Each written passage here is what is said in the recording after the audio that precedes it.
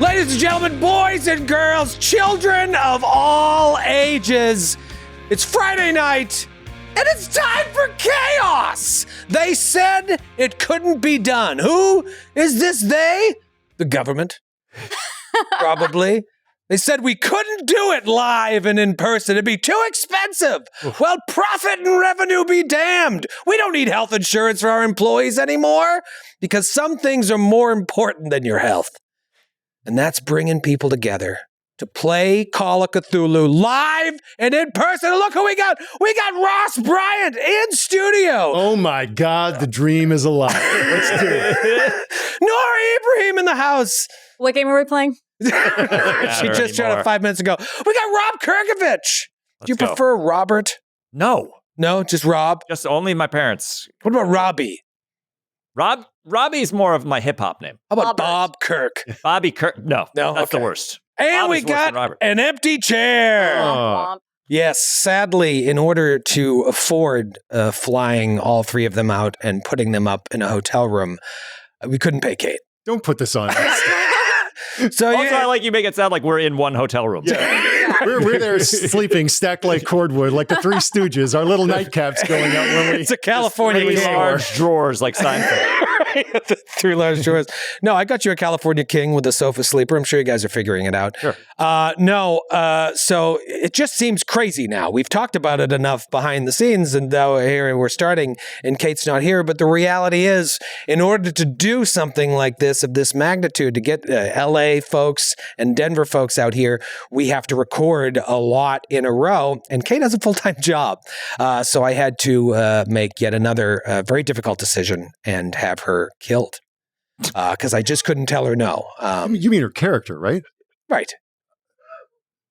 Anyways, Kate is, she's not with us now, but she is here in spirit. And, depending on what I do to her character, there's a very good chance Don't we you could dare. we could see Kate again, maybe playing another character, maybe Don't give me playing hope. an old NPC. But for right now, just like a real gaming group, we're gonna move on without her. But I didn't want to change this setup. So I was like, we gotta get somebody in here. So I actually did. This is a true story. I reached out to some heavy hitters Oh, yeah? in the industry. Yeah, who'd we get? Big names. And they all politely declined. Oh. I have text proofs. You wouldn't believe who I asked. So Joe I was- Manganiello? I'm not going to say, but names like Don't that. break my heart. Names like that. Okay. I really did. I made some connections. I asked. They were all very politely said no. So I was like, how do I find someone who doesn't have any of that talent, who doesn't have any of that drawing power, but who is salaried and available? And so I got Joe O'Brien, everybody. Joe! Get over here, you son of a bitch! That smiling Joe. Holy moly. How could I make this side of the table more Irish? Was my plan. Yes. You need more Irish on this side of the table. And unlike Kate, I work for free. That's right. So, Yeah. yeah, I don't demand a large... You have the same number of tattoos.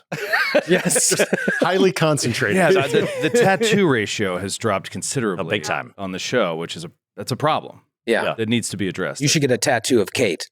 But do you know where you failed in getting the big names? Is that you can't lead by sending nudes and then asking if they'll be on the show. Mhm. And I learned that the hard way. Yeah. Yeah. But It's the lawsuits. hopefully they deleted them. Now, what's nice about having you here is you've listened to every single episode multiple times and you know this campaign better than us. Well, Troy, in order to get more method and really get into the experience of this story and this narrative, which, from what I hear, is the best thing the Glass Cannon Network's ever done, Or people will believe I it. wanted to make sure I had a character that didn't know anything about the story or the mystery or the insider knowledge that all of these characters earned. Yeah. So, yeah, I didn't listen to anything. Okay. Great. Good. You did, though, produce, you sat in as a producer for the season 1 finale. Uh-huh. I Oh, think that's you were right. behind I it. forgot about that. I know these characters. I know Yeah. some of their stuff. What do you like? Some I of think their he personal fell asleep business. during it or something. It was not like a. But I can't believe we're here in person. Nora, you were just saying before we went live that, not live, but you know what I mean. Yeah. We're live, by the way, that we only play in like shows and live shows in Yeah. front of people. Yeah. We never get to just play in person. Never. This is a Yeah, I mean, just to sit around the table with you guys, it's I feel so lucky, and yeah, It's gonna spoil you. You won't want to go back to our other groups. to our other group. that record in this room. I didn't realize Joe was coming out because I didn't hear the cacophony of audience members screaming his name. Screaming his name. Right. We talked about this last season. I don't know. I think I said it live, not live, but during an episode, I was like, man, it'd be great if we could do this in person. But logistics wise, it's crazy, as you can imagine, because, 3 of you guys live in other places. But once I had that bug in my head, I was like, can we do it? Can we do it? Can we do it? We are very thankful that Chaosium is sponsoring this season yet again. They have upped the ante to help us produce this. And it's just Chaosium. So I was like, okay, well, we still can't afford it. But sometimes things are more important. And I think that doing this in person is going to elevate an already wonderful show to the next level and hopefully get more eyeballs on a show that I know we're all really proud of. And, a little downgrade over here, but what he lacks in little so many little things. take. You know what I mean? Like, you get everybody in person, and then I do feel very bad for Kate. I think this is real shitty. I'd rather not talk about it anymore. I know, Rob is so mad. I'm really upset. Yeah. It's fine. We'll be fine. We're I'm gonna be fine. just hoping that you two have the same crackling will they, won't they energy I don't want to spoil anything, but I got plans. over the past. I think in order to help fund the show, each of our characters should start an OnlyFans account. Oh, Where we have to do Characters? content as characters. Because you don't have to be like gross on OnlyFans, I heard. You could just make coffee or something. you heard. Yeah, coffee. See, You heard? Just from the other people Or that if that's go on not and the look case, at- we can blaze our own trail on OnlyFans and not do smut. Okay, I like it. You know? It's not the worst idea. I've got a lot of them. Middling ideas filled to the brim. Ross, your thoughts? I don't know if I'm prepared to go down the well of ancillary content to what we're creating. I'm just super happy to be removing ourselves even more off of these screens and into the real world. Yep. To see each other in real life, just so you can feel me like a steel knife, as MF Doom famously says. I have been quoted in other internet concerns as being a fan of theater of the mind and games, and that's true. And I think the best way to enter the Imaginarium, so to speak, is in a setting like this, around a circular table, making a ritual space with your pals, and entering the paracosm together. So yeah, I'm freaking stoked. Yeah. Let's do this. I can't believe we got you, because when we started this show, you didn't have 1 million fans on Instagram, but now. And I still very much don't. I think you should check it out. But I couldn't believe you were available. You've really skyrocketed to the stars. God bless. I certainly have more Instagram followers than I ever have had, which is hey, God bless. But man, it is such a delight, and this just so happened for sheer dumb luck to coincide with a week that I have nothing going on, and my God, what a joy to fly across the country so that we can go across the sea in our minds together, and then I can get the full force of the LaValle intensity just blasting at me like a fire hose from just like 2 feet away. Well, that's the other reason I'm really excited to be here. When Troy asked me, I was like, oh my God, like what an incredible opportunity, because I hear that he's nice in this game. And I want to see this like in person. It's very I'm a little nicer, but you might bring out the worst in it. That's true. I could. Yeah, this could blow up in our apologize face. in advance. Yeah. I think in Call of Cthulhu terms, we may have been handled with kid gloves up until now, because Yeah. it's shocking that we're alive. It's shocking that we're alive, but it's due to our roles, man. Yes, also true. Our Rolls have been crazy. roles during combat have been insane. So I don't think it's for lack of Troy trying. Yes, that's true. But if you I are start probably being gonna- mean to Nora 5 eps in, it's your You're going to have a corrupting influence. I think. Stupid idea, Nora. You hit the nail on the head, though, Ross. Obviously, COVID changed everything. A lot more people started gaming because you could game with anybody anywhere. That's where I met you. That's where I met you. That's where we reconnected. But there's nothing like doing it in person. I know. And so I'm excited to see where this goes. I hope you're excited as well. So stay tuned, and we'll be right back after this break to start the long-awaited season 3 of Time for Chaos in person.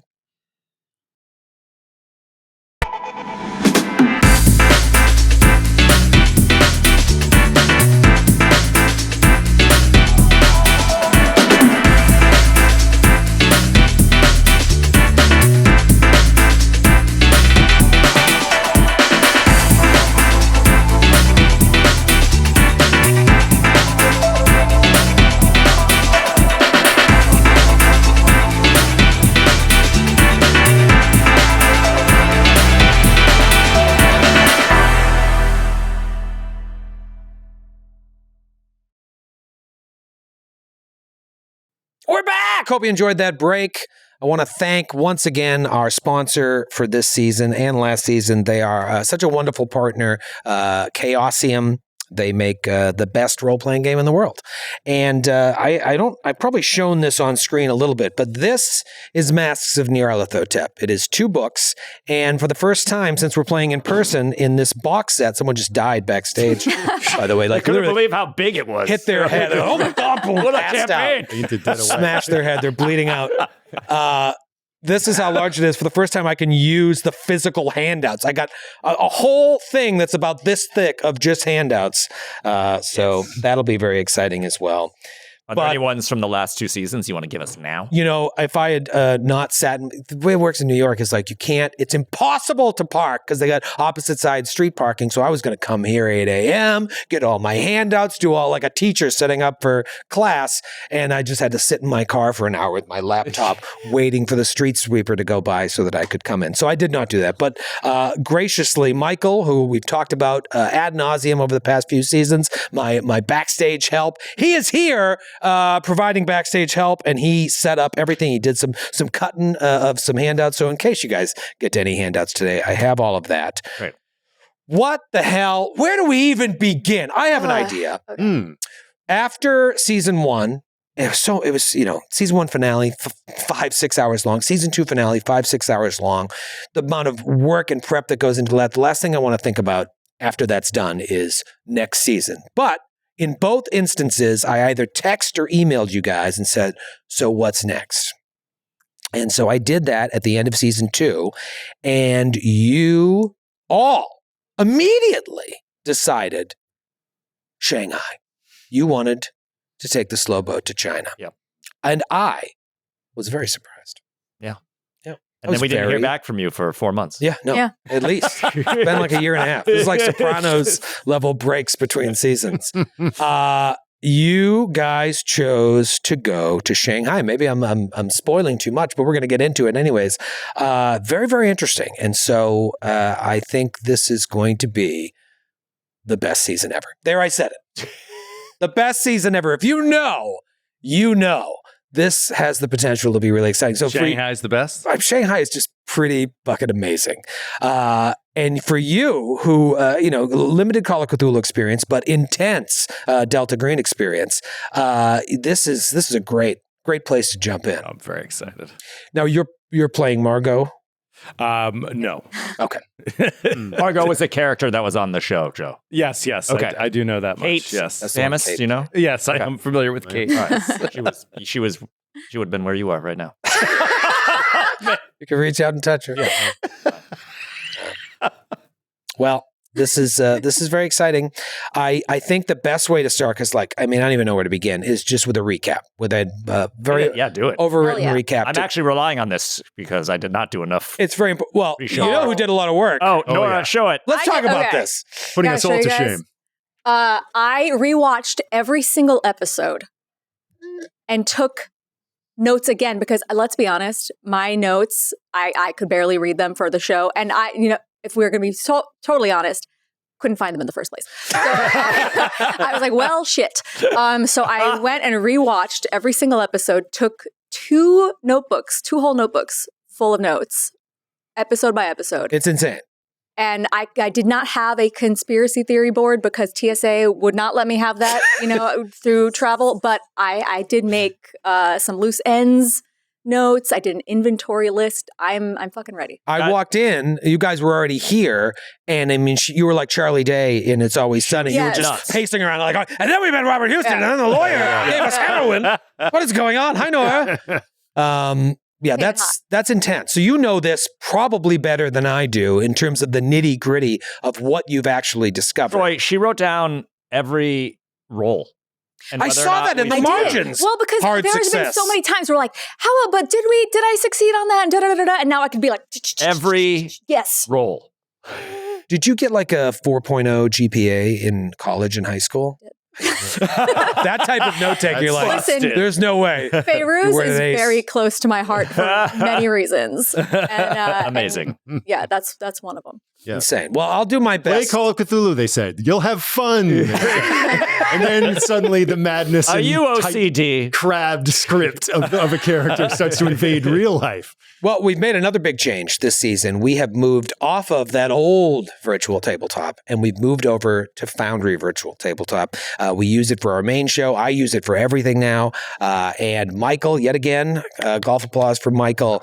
He did all of the heavy lifting in terms of translating this game and the millions of handouts and the millions of NPCs over to Foundry. So we'll be having some fun with that. It looks cool. It looks really neat. Yeah, it's pretty sweet. In terms of like taking notes and stuff, you'll learn as you go. Like now, if you want to type notes, you could have a Google Doc or an open Gmail email to yourself, like some people do, or you could make notes within here. You can create your own journal. Oh, sweet. Cool. And all the handouts are there. And then I got physical handouts as well. Right. Let's talk recap. I mean, there's no way I could cover everything that we've done, but I'm going to do my best. And this will be important for you. And I know you hate recaps, but you might want to Remember everything. You might want to remember everything. You might want to take notes. Our story began in 1921 in Peru, where our investigators, Feiruz Gibran, Vaughn Villiers, Carter Tillinghast, and Margot Sauer, met not only each other for the first time, but they met a man named Jackson Elias. They all came to Peru to join an expedition to an ancient pyramid. To an ancient period. Maybe they were seeking fame and fortune. Maybe they were running away from their old lives. Maybe they were called by inexplicable forces they didn't even know about. No matter the reason, the harrowing experiences they faced in Peru brought these men and women together in a special bond. Thus, it was not strange of them at all to drop what they were doing and head to New York City 4 years later, when in 1925, they received a telegram from their good friend, their old good friend, Jackson Elias, asking them to come to New York to form an investigative team because he had new information concerning the Carlisle expedition. I have that telegram here, but I can't find it right now. Anyways, it's really cool. It's a piece of paper. What is the Carlisle expedition? And this is where you're going to really want to listen. It began with a 24-year-old millionaire playboy named Robert Carlisle, the black sheep of his family, who decided to fund an archaeological expedition to Egypt, which departed New York in 1919. The principal members of the expedition were Sir Aubrey Penhew, age 54, British, titled, wealthy, and a noted Egyptologist.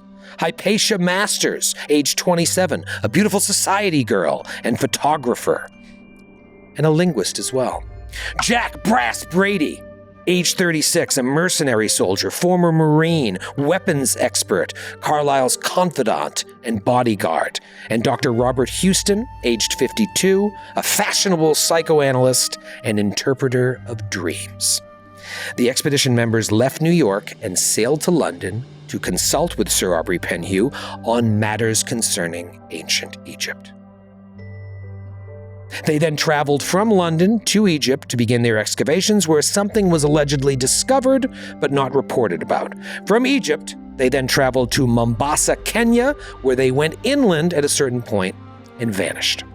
In March 1920, a local tribesman told authorities in Nairobi they saw a party of Caucasians near a Kenyan peak known as the Mountain of the Black Wind. Upon hearing about the missing expedition, Erica Carlisle, Roger's sister, traveled to Africa and hired a search party, and after 10 weeks of searching, they found the remains of the expedition. The corpses were remarkably preserved, although what little was left of them appeared to have been torn to shreds.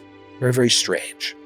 Blame was quickly pinned on the local tribesmen, who were put on trial, found guilty, and then hanged. The expedition members were declared dead, and the incident was forgotten. What could Jackson Elias need an investigative team for regarding this infamous Carlisle expedition? Oh man, I'm not used to this volume whiplash. So real. Joe's taking it in stride. Making me more nervous. Just than another day at the office, Ross. Yeah. The story is less rattling than whether or not I'm about to get my skull scraped by Troy's.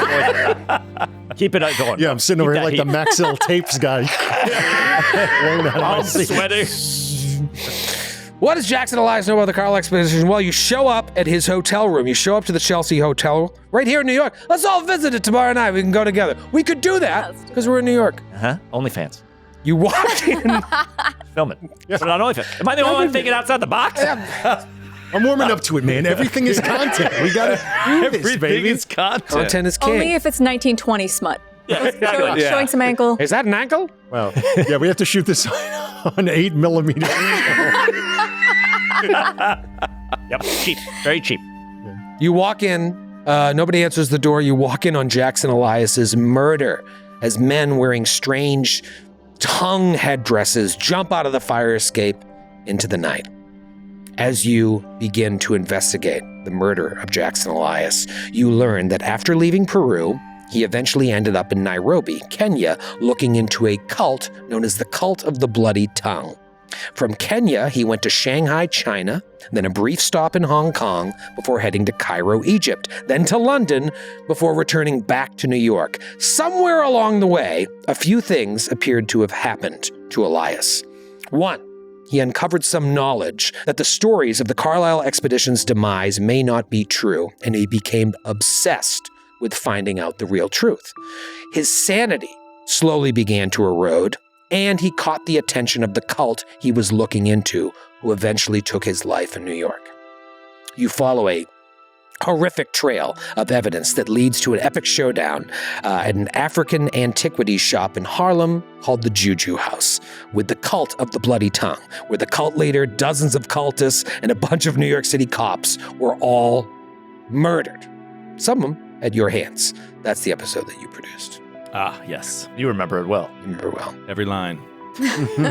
So you begin to backtrack through Jackson's last whereabouts, and you head to London to look into Sir Aubrey Penhue's foundation, where you meet Sir Aubrey's replacement, a man named Edward Gavigan. He remembers meeting with Jackson Elias, but doesn't provide you with much information. You think Gavigan might be holding something back and hiding something, so, as all good investigators do, you break into the foundation at night, and you discover a hidden room where, among other strange Egyptian artifacts, you find paperwork detailing certain items being shipped from a local warehouse in London to Shanghai, as well as crates full of sanity-threatening statues meant for a Ho Fang import-export, also in Shanghai. Another lead takes you to a place called Empire Spices, where you meet Zara Shafiq, a beautiful Egyptian spice dealer who Scotland Eye had their eye on after a string of Egyptian nationals were murdered in London. She came up clean from the inspector, and you found her quite pleasant. Seemed cool. What was your spice shop called that you were lying about? Spice it up. Spice it up. We're looking for spices for this shop we're opening. What's it called? Spice it up. That episode sent me into like a tailspin because I feel like that following episode I was like, what are we even fucking doing? Is this fun at all for anybody watching? Then it became very fun. At some point, you followed up on some newspaper articles Jackson was interested in. You knew he had a connection to this man named Mickey Mahoney at a old rag called The Scoop. And you started looking to these articles he was interested in. It led you to a haunted artist under mind control from a lizard person whose art may have acted as gateways to other worlds. A werewolf sighting in the English countryside that ended up being the daughter of a ruling family who was suffering an unfortunate centuries-old curse that turned her into a ghoul. You had no choice but to kill her before she unwittingly killed more innocents in this small village. You found a manufacturing plant mentioned in Gavigan's notes where odd mechanical parts were being built using blueprints by someone named the Pale Viper. You also found several shipping labels for a shipping company in Australia. You then burned that building down with all the parts inside, including 3 security guards who were killed as well. They were knocked out, so they didn't know they were dying. That's right. God. They died later. They burned to death. They tried to kill us. Oh, okay. I've been watching Joe's face this whole time. It's a lot. I mean, This will only take another 20 the minutes. arson murder. I wasn't expecting. Yes.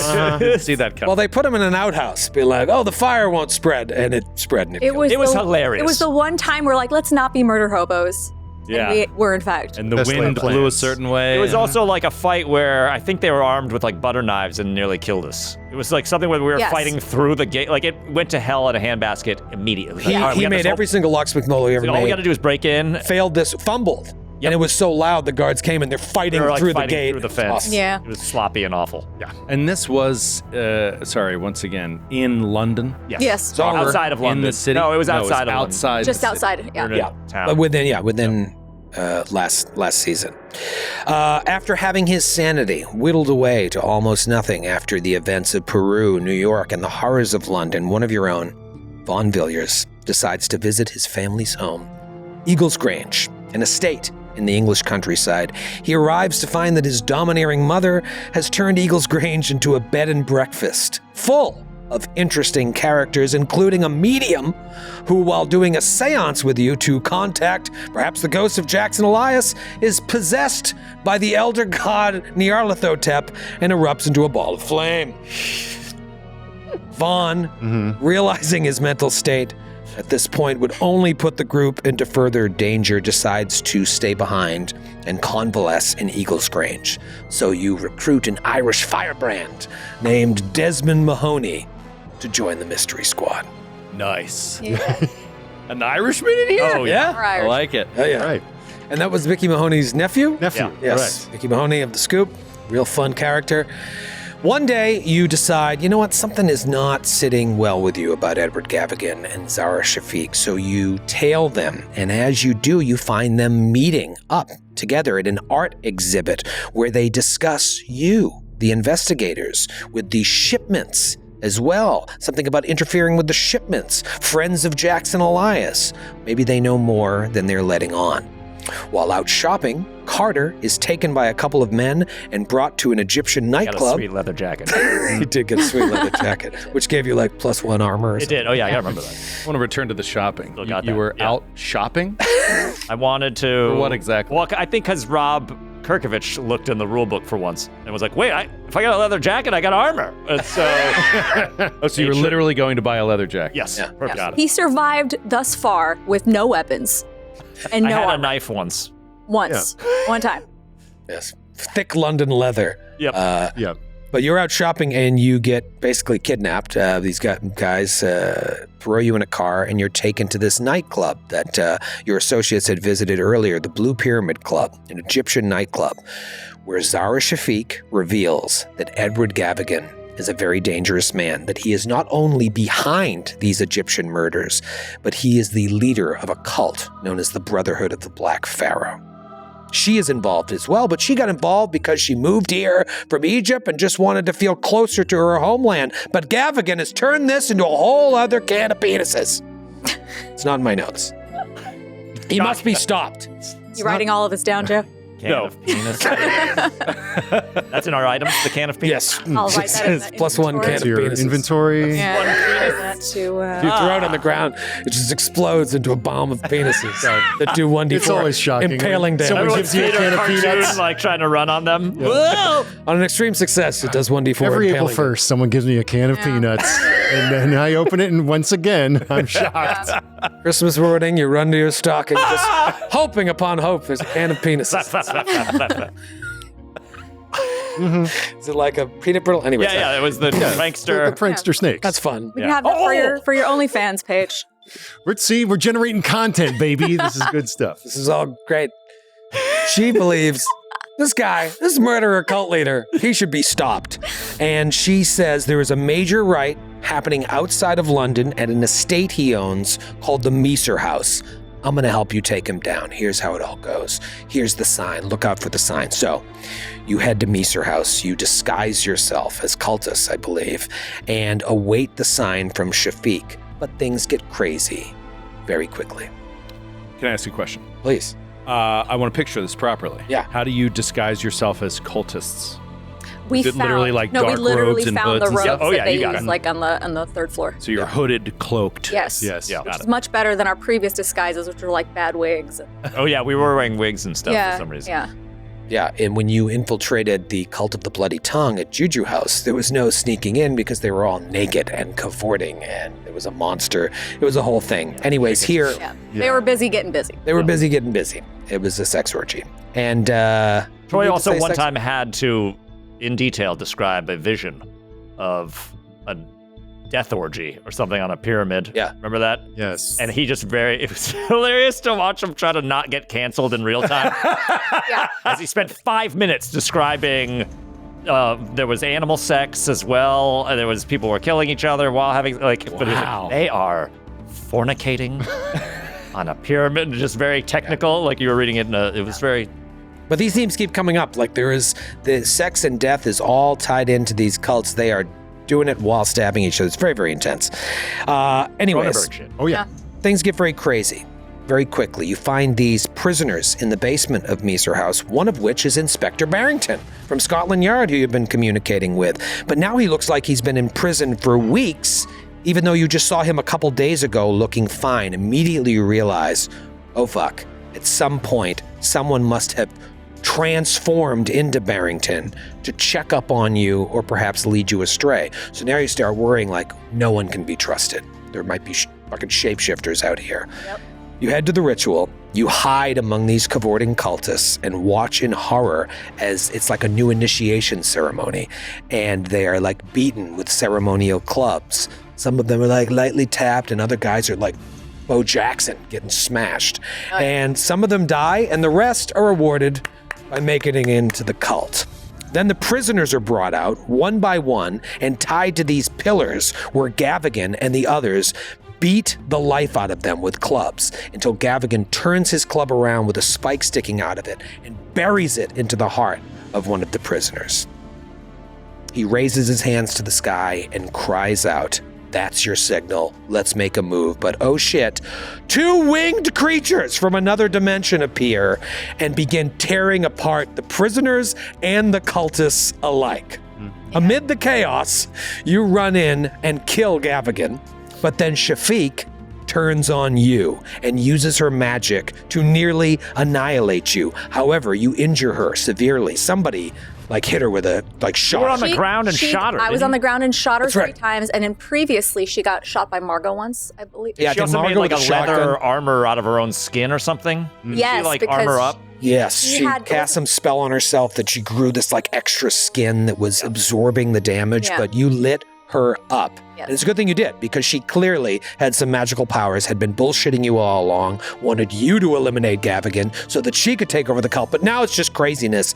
You realize, as she runs, there's no way you're going to catch up with her without possibly sacrificing yourself. So she gets away. In our epilogue, we see Zara Shafiq returning to London in an alleyway, and she shapeshifts into a middle-class Londoner before blending back into society. Now, your characters don't know that she has this ability, but as players, you know that she's still at large. Yeah. Vaughn, meanwhile, is picked up at Eagles Grange by his fiancé/beard, Feyruz. But as Beyonce? Yeah. Oh, Yes. yeah. You left that part out, but Yeah, yes, we they're are engaged. we are engaged. At It the was top of season. rocking. Top of season. How did that 2. happen? What did you do? Vaughn proposed marriage to her on the sea voyage from New York to London. Yeah. So that they could both So sort you're of- marrying up. Out of anxiety. Oh for, yeah. Oh yes. Feyruz is married up. Out of anxiety for meeting the family without a fiance, as he's been away from home for quite some time. Wow. Changes her credit rating. But they're not. But you guys are You get to absorb his officially credit married, right? You're still engaged. We are not yet married. Yeah. Not yet engaged. married. Where yeah, we left just it, yeah. engaged. But they Okay. both sort of needed something out of that relationship. Yeah. Got it. And they do care about each Yes. Yeah, yeah. This is a engagement of mutual affection and also convenience. convenience. it has not There been are other- consummated. However, between each season, there should be a new proposal, I think. You've set a tradition that someone else has to get engaged. Well, this maybe there episode. was gonna be. I really fouled up the mood. Yeah. Situation. This is not going well so far. I'm done here. This is nice. You pick Feyruz picks Vaughn up at Eagles Grange, and we see as they drive off, they're being followed by Feyruz's father, a very harsh man who is linked to a secret society that both Feyruz and Margot are members of. Yeah, no, that's a Yep. whole other thing. That honestly, like, we don't really even know a lot about that. Wait. So where are you from? Are you American? Yes. Well, So did Fairuz this is Egyptian, but had moved to America very, very young.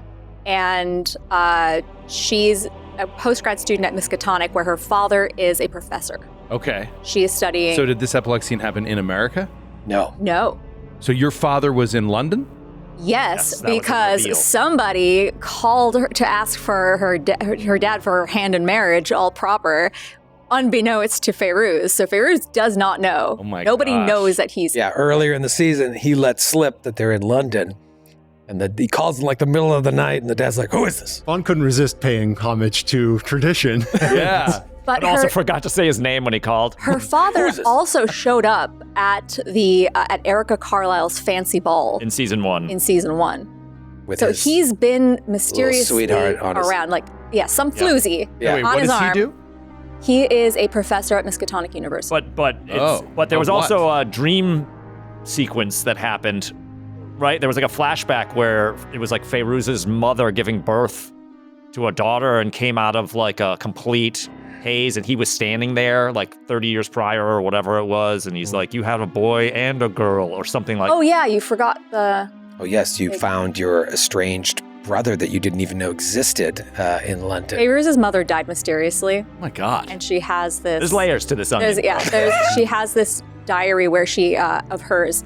It's the only thing she has of hers, where she progressively goes mad by the end. And her death is very mysterious. Her dad doesn't want to ever talk about it. So she's trying to put the pieces together of her mother's life. She finds a name, Emil L, written in the thing. We find out that he was a soldier stationed near Cairo, and they had an affair. And the brother is the affair baby. Yep. My God. Yeah. What is he a professor of? Well, that never came up, but let's say history. Okay. But that's never come up. Spanish. Yeah. He's an associate. New media. Fairuz is. New media. It's like for photographs. Slides. Yeah, I mean, I literally, this whole episode could be recap, but I still wouldn't touch base on all the sort of little nitty gritty. But you took stuff that was in your original character creation, little backstory stuff that you roll on the tables of Call of Cthulhu, and it's become as much a part of the narrative as anything else. So, let's start with the development phase. This is a softball season opener here before we get into it. Development phase, Cho, you get to enjoy this because you don't get shit during the development phase. You got to earn it. Yeah. As is tradition, though, we start with a luck roll to recover some luck. So you roll against your luck score, and if you fail, you can get 1d10 luck back. And we use the optional rule where you can spend luck to change your rolls. So the luck roll that you're doing now is against your current luck? Yeah. Yes. That's right. By failing, we have to roll over it. Yeah. Yeah, so it's a currency you want to spend because then you have a better chance of recovering it. I failed, thus succeeding in improving my luck, and then rolled a 1 on my D10. Oh no. Now, here's the other thing. You have 2 characters who get to roll this luck roll. Oh. Yes, and we texted a little about this, but I'm Yes, curious indeed. to see how this is going to We go. shall see. We shall see. I thought about not bringing in Joe and just having Ross move around the table for 2 hours. I thought this is Split screen them. Yeah. We could do it. We have enough cameras here. What were you going to say? It seems crazy to me, purely mechanically, that you have to go this long before you make these It does, doesn't it? improvement rolls. Like, what does the game say? Does it say Well, after a scenario or after Normally, a session? it's during development phase. Now, last season, you did 2 sidetrack scenarios that had individual development phases. I think I let you improve your skills during those development phases. Yeah, I mean, but the thing was, it was weighted where the first side quest was within like episode 3, 4, Yeah. something like that. So we did that, and then the second one was like halfway through the season. Yeah. We did it So that, and then does we it haven't done say it it since. in the masks thing? Like, Yeah. It'll Get say your like development after. phase at the end of thing. Now, Got it. I could. I didn't it's know really, if it was a general, like, every session you do this. No, because I wish. Yeah, because that would be. No, that would. No, They I mean, want you as squishy as possible. Yeah. Like, they want to Yeah. draw that Well, out. I'm just trying to think. You're talking about these winged creatures and stuff like that. I'm just like, We didn't even fight them. How are you surviving this? Well, there's a lot of Without running. Tell them what happened in the Waldorf Astoria. There's a lot of running that A happened. dragon crashed through their window in the Waldorf Astoria. I remember that. I was there for that. And we ran from that too. Yeah. I do remember that. Yes.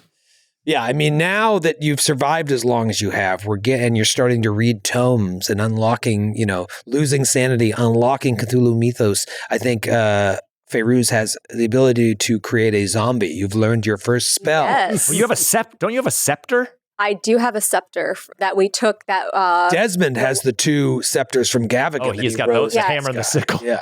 Desmond has the 2 scepters from Gavigan. You're talking about the scepter that was taken from Makunga Madari at the end of season 1. Isn't that the thing that creates corpses or creates zombies? No. That scepter, we don't know. It has some sort of weird power. We've got to a lot it, of shit, and we don't know what any of it does. but we found it was an actual written. Michael's so good, he's already typing because I was going to ask, what's that scepter do again? But yeah, at this point, Story-wise, we don't know Right. what happens, but Or in real has life. something. but yeah, they've faced an abomination in Peru, several abominations. I think a skeleton rose up. That's where it really began. Vaughn's descent into madness, where he thinks death is. What is your situation? You've basically Death is not the end. Yeah. The Catholic thing came up. Yes. Oh yeah, a lot of Catholic stuff. Vaughn has retreated You'll love this. yes. You'll love this Catholic shit. Yeah. Vaughn is a veteran of the First World War who lost his faith in the trenches. The experience in Peru, and especially seeing the dead wake, triggered, I think, something just in his childhood memory in the way that resurrection is evoked and spoken of. And he has now gone full bore into Catholicism. Cool. So he's deep in his catechism, and is like seeing the ways in which these evil forces that they're contending with are sort of perverting in these grotesque and blasphemous parodies of the holy mysteries of the church, and that there are beautiful resurrections, but they are creating these horrid resurrections. But if such a thing is possible, if death is not the end, if the veil is thin, could he perhaps be reunited with people that he has lost? And we've now seen on 2 separate occasions Vaughn having these long conversations and moments with people that we only realize after the fact are no longer alive. Yes. Yep. It's a gift, you see. I've been given a gift. Yeah. Okay. These dead people. All right, so we did our luck rolls. Now, you also gain some sanity back or possibly lose some sanity based on how you did in London. And for you, Ross, I want you to give these to both characters because you earned it. For neutralizing Edward Gavigan, you each get 1d6 sanity points. All right. That's a 5, baby. Nice, Ooh. Rob. Clutch! City. Another thing you're going to miss. He's going to be like, for doing this other thing really well, you lose sanity. Like one of our side quests, we fucking saved this girl's life, and he's like, you lose sanity because what? Yeah, or if Somebody you else. read a book that has like a lot of the mythos in there, like you'll lose it, like you'll gain knowledge of what you're your doing. Cthulhu mythos score goes up, but your sanity goes permanently goes down. Okay. I only gained 1 sanity, but mine was pretty up top to begin with. her sanity is like insane. It started with 94. I'm at an 81 now and an 82. Feyruz Gibran is the best of us. Von Villiers' sanity is after he just bumped it up. It's currently after he bumped it up. It's now 28. Oh boy. A gentleman's 28. But you always, like Vaughn started with, you were rocking. I think that's probably what I was imagine unlucky. I influence. was unlucky in my sanity rolling earlier, and I think that influenced my take on like how the war had affected this guy. That's the beauty of You've this always game, been Joe. kind of teetering on. the brink. Yeah. 28 is the highest it's been in a long time. Mhm.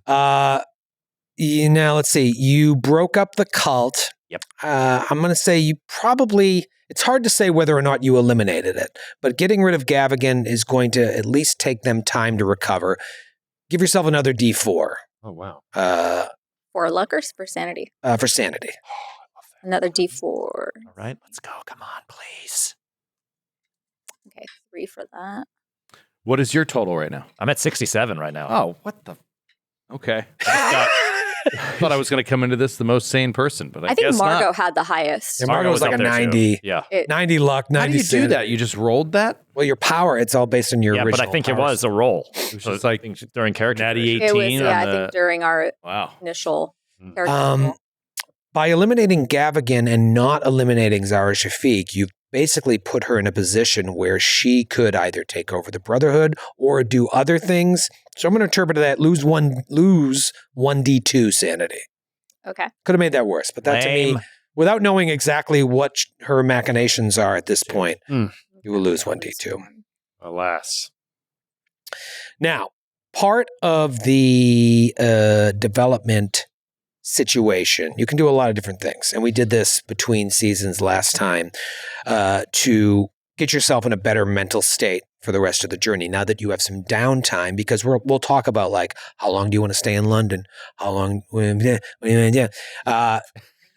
You can Yep. you can institutionalize yourself, spend some time in a sanitarium, and you then would roll a D100. And if you roll a 1 to 50, you get 1d3 sanity back. If you roll a 51 to 95, no progress. A 96 to 100, you lose 1d6 sanity. The best case scenario is +3. The best case scenario is +3. They want you to go crazy. Good Now, night, Irene. you can get private care, which is something that Vaughn certainly, we're going to talk about your time at Eagles Grange. I think you have the means and the ability to get private care. I'm sure your mother could call a local doctor to come in and give you around-the-clock care. You roll a D100, a 1 to 95 equals 1d3 sanity.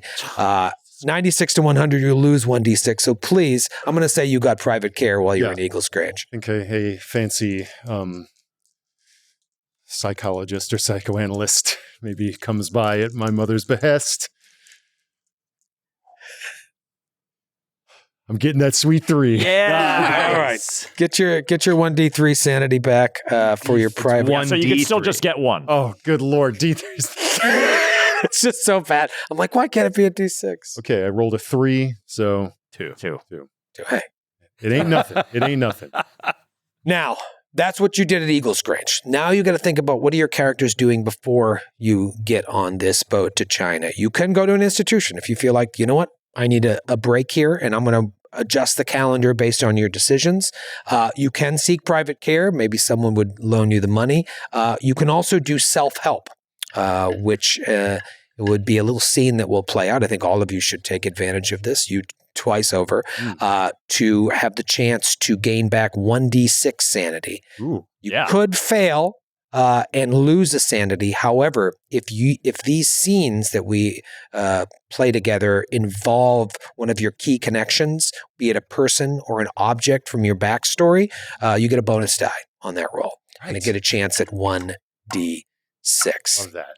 However, before we get into the nitty gritty, also the sea voyage, if you go unmolested, you're going to get 1d3 sanity. I mean, I can only just hope. for that salt air. However, before we get into the nitty gritty of that stuff, I'm going to start with something that Kate sent me. What? Now, one of the benefits, maybe the only benefit of having Joe here, is that we can get we can have I feel very unwelcome. Thanks, everyone. This is what we call hazing. give a wedgie. You piece of shit. We can Piece of shit. we can get some sweet music, Yeah. so I think this deserves what kind of music? What's the mood of this? A little kind of nice, Okay. maybe a little nice. Get some Bee Gees? Starts out nice. Yeah. Yeah, do some Bee Gees. Googling kind of nice type beat. Rock lobster. That's inappropriate. That's Joe. a sanity The law. sea. Down. All right, so yeah, she sent me this the other day. I think she CC'd Rob. And Rob was like, I can't look. So I've taken it and ran with a little bit.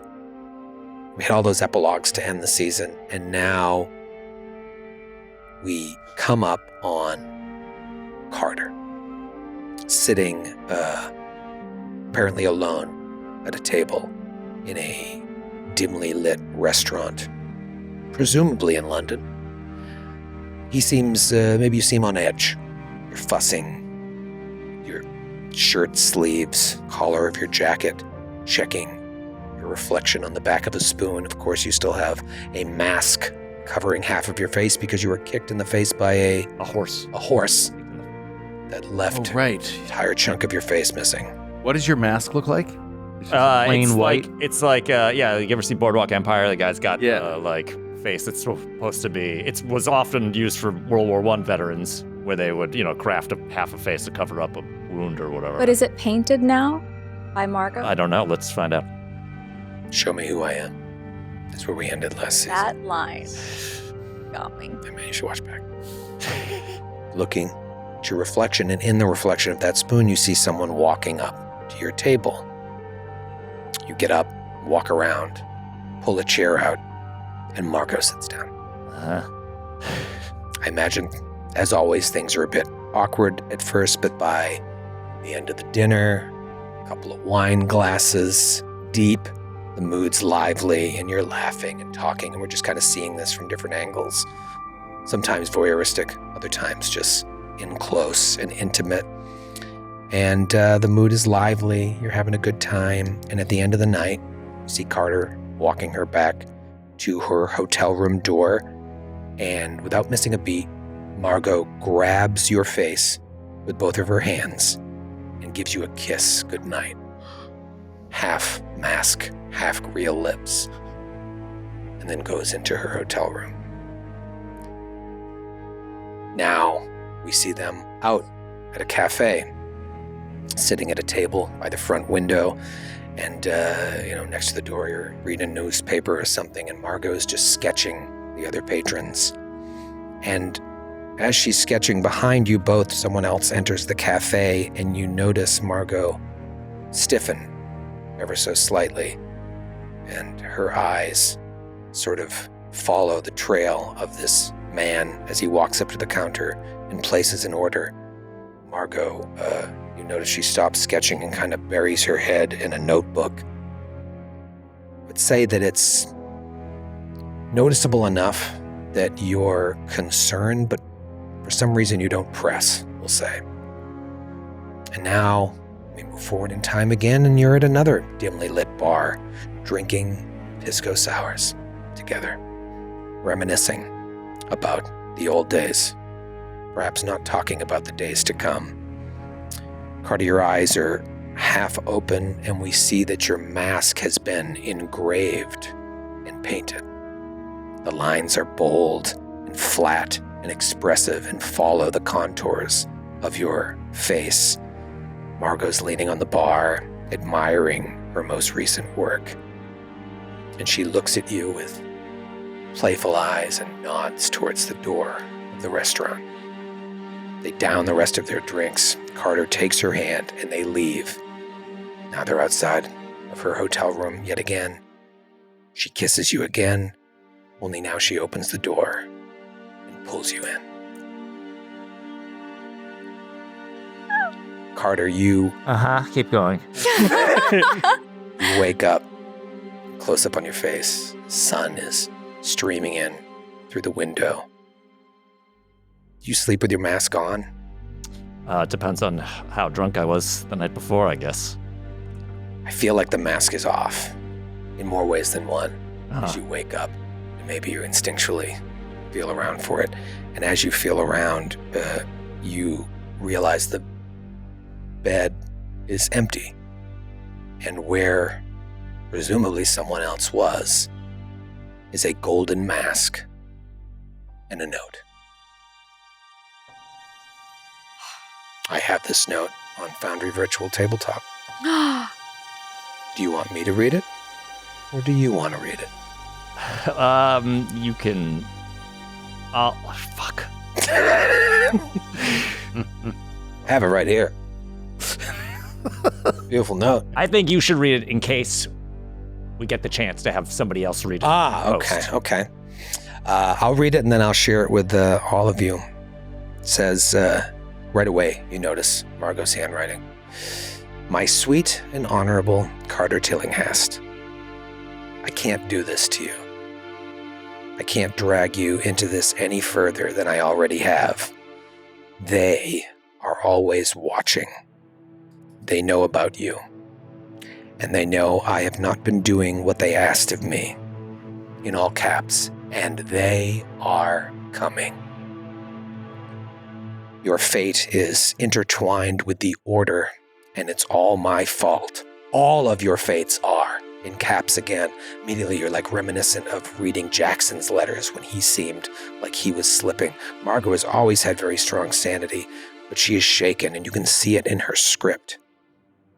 It's too late for Feyruz, but you, Vaughn, and Desmond can still change your fates and be spared. I wish I could explain more, but it would put all of you in even more danger. Just know that we are not the only ones seeking answers or awakening things long dead. You must take the mask as leverage with the Order, in case you need it. I hope for your sake, you don't need it. Always your sourpuss, Margot. Looks like she drew a heart with characters that would not exist, where there were no computers. It's just an anatomically correct heart. It's an actual heart. Watercolors. Heart over the puss. There's a postscript, Great. all in caps. Beware of the Order of the Forgotten Elders. What once was forgotten shall be known again. This is really how I anticipated starting this whole season. It's just mildly crying. That's awful. Okay. I think Carter's gonna need some private care. Oh, God. I think Kirkovich is gonna need it too. Yeah. Carter's not, I mean, obviously this whole warning thing is, give me a second. This warning thing is intense, but, the Margot thing, just leaving that's, I think, affecting him a little bit more. I'm sure his brain will piece together the warnings, but I think he's just trying to process that she's gone. So. And you really have to pee. And yeah, Carter be like, oh shit, right. I forgot my bladder. Yeah, so how far out are we from the events of the end of season 2 at this point? Season Like, how 2, long have we been kind of hanging around London and The chilling? events at with each Misr House happened thanks to Michael, and I'm sure Nora has this in her notes. Yep. February 17th, I believe, Tuesday, February 17th, 1925. I might be off by a day or so, but I believe that's when it is. So now, my work is done. How long do you want to stay in London? Well, before we go any further, Yeah. do Oh, yes. All right. So when did we do this the first time? You did this. it was sometime during season 1. We're about to do real magic. Did it a few times, forgot about it. So and then we did it for the season finale of season 2. Yes. Just off the whatever, because I think I had a Cthulhu tarot deck, but now I'm doing it with the regular one. I started doing a 1-card pull. I would shuffle it, have somebody say stop, cut, or no cut. And the card would always, every single time, have specifically to do with what came in that episode. My God. And I don't reveal the meaning of it till afterwards, so there's no like metagaming trying to fit it into a narrative. Mm-hmm. But we're gonna now. I asked in the beginning before we started this. I was like, "Hey, Troy," in the group text. I was like, "Hey, is this okay? Do we still want to do this? Because I want it to be all or nothing. I don't want to forget it and just want to do it." And he's like, "Yeah, heck yeah." So I packed it. I can't believe you got that witchcraft past TSA. They're looking for any reason these days. It was not in my carry-on. So, and I joked earlier for the audience. I said, I'm going to take the death card out of this so that we live forever, but it's still in there. So who would like to do the honors of telling me when to stop shuffling? Joe, the new How about the new guy? Yeah, Joe. New guy? Neophyte. Yeah. Some cultish shit, Yeah, man. What would your We don't- priest say I'm now? sorry, I can't see you. So you're doing it? I'm shuffling. Okay. Just tell me when to stop shuffling. Okay. Stop. Do you want me to pull from the very top, or do you want me to cut the deck? Cut the deck. Oh, boy. strength. This happened to be a card that fell out while I was shuffling. It usually is the card that I would go for. The card wanted to come The out. card wanted to come out. What? Earlier, I don't know if you caught it, Right. but it fell out and I put it back in and you just pulled it out again. So we have the strength card, Just got which chills. makes, I don't want to metagame, but it makes sense because this is our recovery phase. Regaining strength? We are regaining. Question mark. Speak for yourself. So here we go, off to a good start. Oh, so it's just one card. It's not a per One card. character thing. No, It's for one the- card just for the general vibe of the episode. Love it. And Okay. it's been So we're gonna have a strong first step. Yeah. strong That's first step. important for a new season. We're going to take a quick break, and when we come back, we're going to find out how these investigators are recuperating. And somewhere around Ep 4, we'll introduce Joe's character.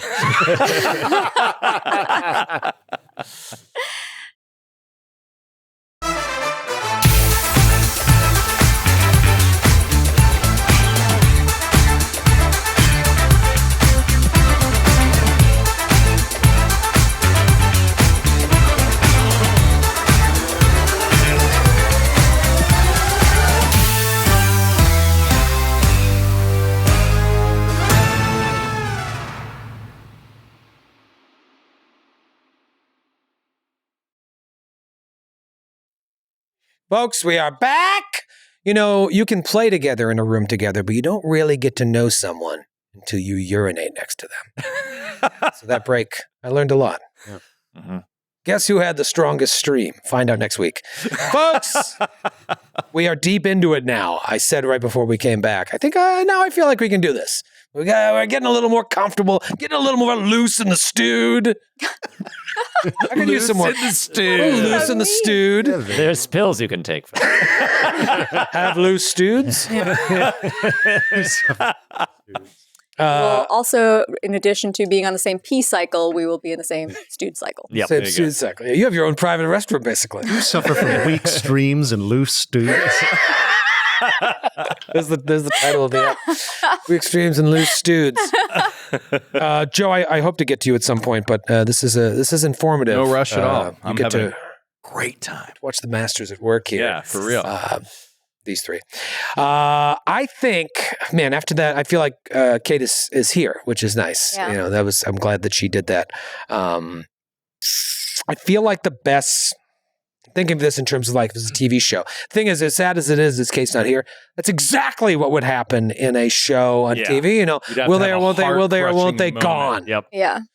Yeah. So it is tragic, but I feel like we need to check back in with the two of you. Whether that is, you tell me. You guys really drive the ship here, no pun intended. Are we picking up in the car, leaving Eagles Grange? Is it weeks later, months? Probably not months later. You got to stop the end of the world. But where are we at? You guys, I'm not here. Yeah. I think that depends on, I think that would depend on how much you want to play your sanity recovery, or do we want to just jump to it? Right. I I'll think leave that to you. that Vaughn is hanging by a thread, folks.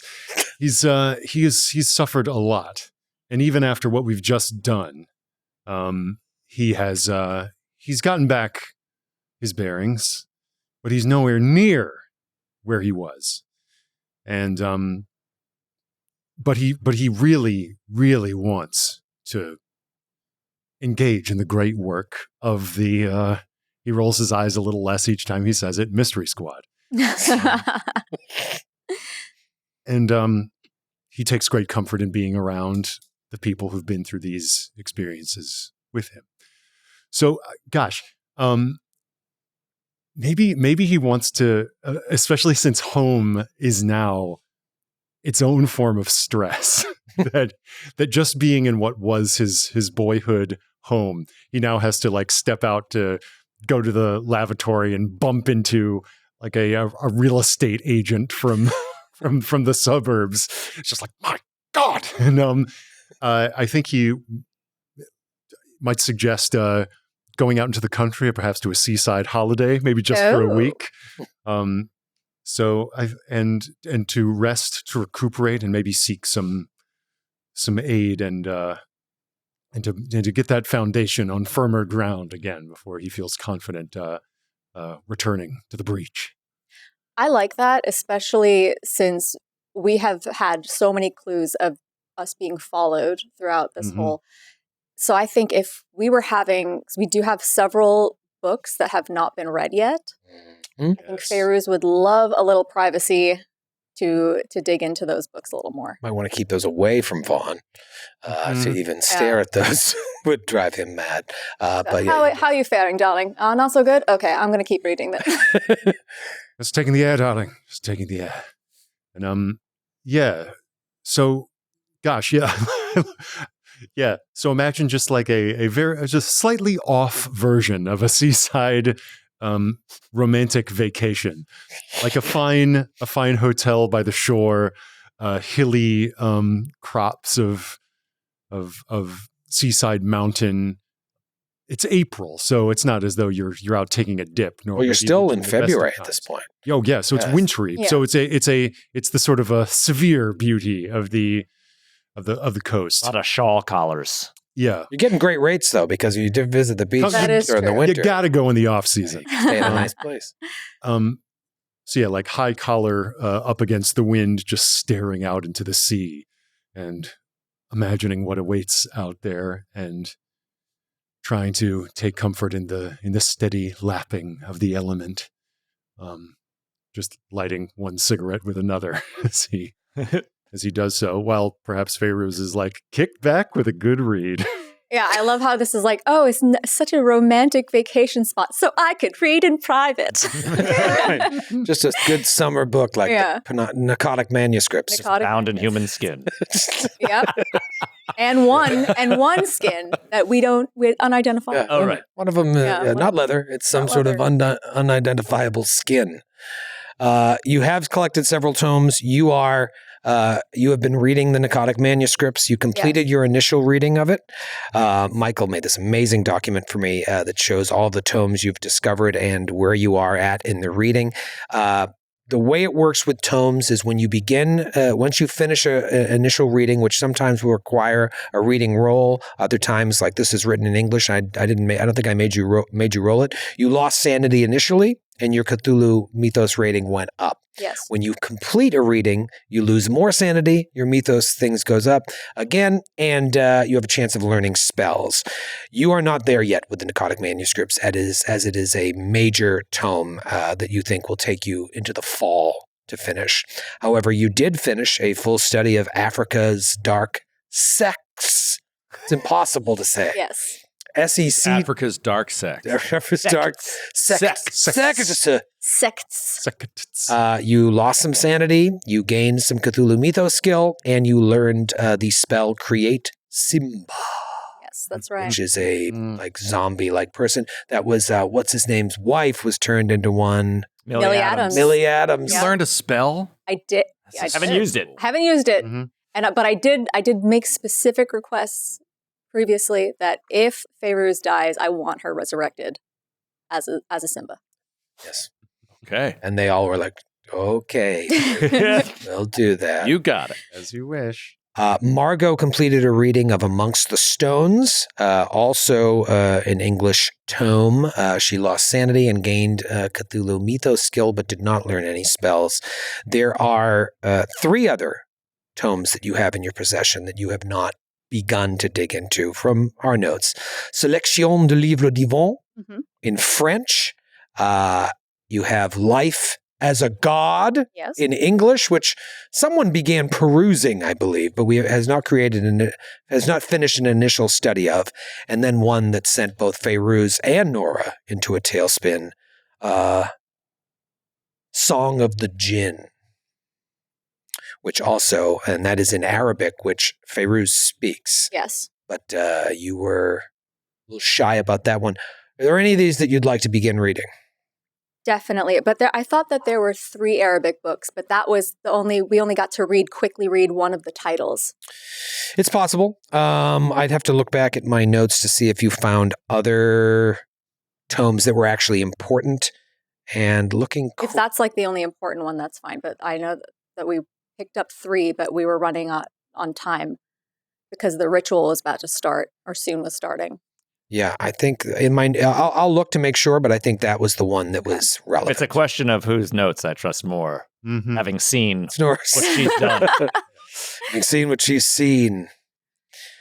So is that something that you'd want to begin reading? Because if you do, could be good, could be bad. You know the risks now. I do know the risks. But man, there's great power as well. But my sanity's freaking high. So let's get rid of some sanity points. Nice. And read let's start with Songs of the Jinn. All right, starting Song of the Jinn. I'll make that in my notes. I'll let you know when you've finished your initial reading of it and if you're still alive. Does anybody want to read Life as a God? I hear it's good. Good reviews on Amazon. They've got all the books. All of these, but I will start with that one. Okay. And then there is the one that's written in French. I don't know if any of you speak French. No. I think Yvonne probably has a schoolboy French, but it's not on the sheet, you know? Although, yeah. Life as a God was on Reese Witherspoon's book club, right? Well, think about it. You can at any point say, yeah, I'm going to start reading that, and I'll let you know when you begin to suffer penalties / gain powers. I just imagine you in like a nice, like we're in a little cottage, like puffing smoke, roaring fire in the grate, and while you're like stooped over these tomes, I'm out like tramping through the heath, letting the wind like whip through the hair, like coming through like a little churchyard, like just walking through the gravestones. Like entering a little country church, just like looking at all the scrawl on the wall, maybe like some paintings on the altarpiece, just like in silent meditation of all this stuff as you're back there reading. And maybe if I like squint against the slate gray sky there, I can see like off in the distance just the pinprick of the fire burning in the window where you're reading. And I just maybe over in my head, I think we've established that Vaughn is a John Donne head, and just like looking through stained glass and like trying desperately not to smoke in church. This isn't the place to do it in this empty little church house. But just like thinking to himself, reason, your viceroy and me should defend, but is captive and proves weak and untrue. Yet dearly I love you, and would be loved fain, but am betrothed to your enemy. Divorce me, untie or break that knot again. Take me to you, imprison me, for I, except you enthrall me, never shall be free, nor ever chaste, except you ravish me. Like, speaking, of course, of God, and maybe out of the corner of his eye, seeing someone in a pew and turning around and there's no one there. So you gotta have to get used to this shit. Yeah. This happens all the time. Buckle up. Yeah, you're in the shit now. Wow. I just mean specifically with Ross. Well, what is You're gonna have to deal with Ross. Yeah, just the general Rossiness. The general Rossiness coming at you with both I mean it in the barrels. best possible way. shotgun a Ross to the face? I like this. I imagine, Feyruz, you have sort of drip-fed him information about Misr House while also being cautious and respectful to his mental state. How much have you told him, and when are you going to let him in on sort of the plan moving forward, seeing if he's even able to push forward? I would say this Carter Margot stuff is happening back in London while you're doing this, so you don't even know that. Yeah. Does it seem that he's regained a little bit or I guess, I'm sure that you know that I've kept some colorful details, let's say, from our exploits while you were gone, but I know that you can certainly handle such information, but how are you? I mean, does one ever know? There is certainly something salutary about the atmosphere here, I find. Far away from the smoke of London. Far away from Mother. Much is done with the place. But, yes, I am greatly soothed. In fact, Miss Jablon, I am greatly soothed. And yet there is a part of me that knows, as I look out over the sea, there are other forces at work in this world over those waves. I want to recover. I want you to trust me. And, I want to be ready. I don't want to languish in idleness. Yeah, as much as I know I may need it. You're going to have to tell me at some point what went on in there. It's certainly not a matter of trust. You know that. Yes. We can all trust one another. I know that you would never leave me, that none of us would ever leave us. Never. That's the one thing that would never, ever, ever happen. But it's such God, if something wrecked this dynamic, I don't know what I'd do. I don't think I could go on a single day. And then if some fucking redhead guy got inserted right in the middle. Some Irishman? There's already one Irishman in our little band, apparently, though I've yet to meet the chap. Oh my God, if there were two, it's strange prejudice. This is how they work, you know. I wonder if this second First one's there's a one, then communist there's as two. well. There's always two. Yes. No, If the other one says comrade, I am going to run. Yes. I know you trust me. I know you trust me, or you would not be here. Especially after all I've done. You are a sign to me, Pharaohs, of the presence of mercy in this fallen world, as are you all. Mercy and the abiding love that we are capable of, even in the teeth of such darkness as we have both seen. But to keep me in darkness within this cloud of unknowing will not arm me for what is to come. When you deem it ready, feel free to tell me. Until such time, dear, labor over your books in peace. I will not disturb you. I could never keep this from you, even if I tried. You know that we all need you, Yvonne. We all need you. I don't think there's... I can't imagine us ever finding heads or tails of any of this without all of us together. I suppose it is the sin of pride in me that rather needs to be needed. We all need to be needed. But if we are to continue in this course, knowing what we all have suffered, having seen how Mr. Elias suffered, if we are to launch our vessel and our little argosy out upon those waves, then I think we all must make some peace that boat may never return from the distant shore unto which it goes. And as much as I know I cannot set down this work, what gives me pause is knowing that you have made vulnerable in this effort. God knows I shouldn't fear for you. You're the strongest and doughtiest of all of us. I could not choose another life. Nor could other I. than this. Nor could I. And I feel as though for the first time, a sense of peace in this place. We have had eyes on us everywhere. The Order has had eyes on me everywhere. I have been feeling as though there is an eye upon me for a great, great while. Every now and again on my walks here, I have the keenest sense that there are steps behind me. That some automobile is secreting itself in the heather just beyond my vision. You don't think they could have followed us here, do you? I don't know. I wouldn't put it past anyone. I've lived for so long thus far under the assumption that somebody is watching us at all times. And perhaps we shall continue under that assumption, as nowadays, what in youth I would have deemed paranoia now seems wisdom.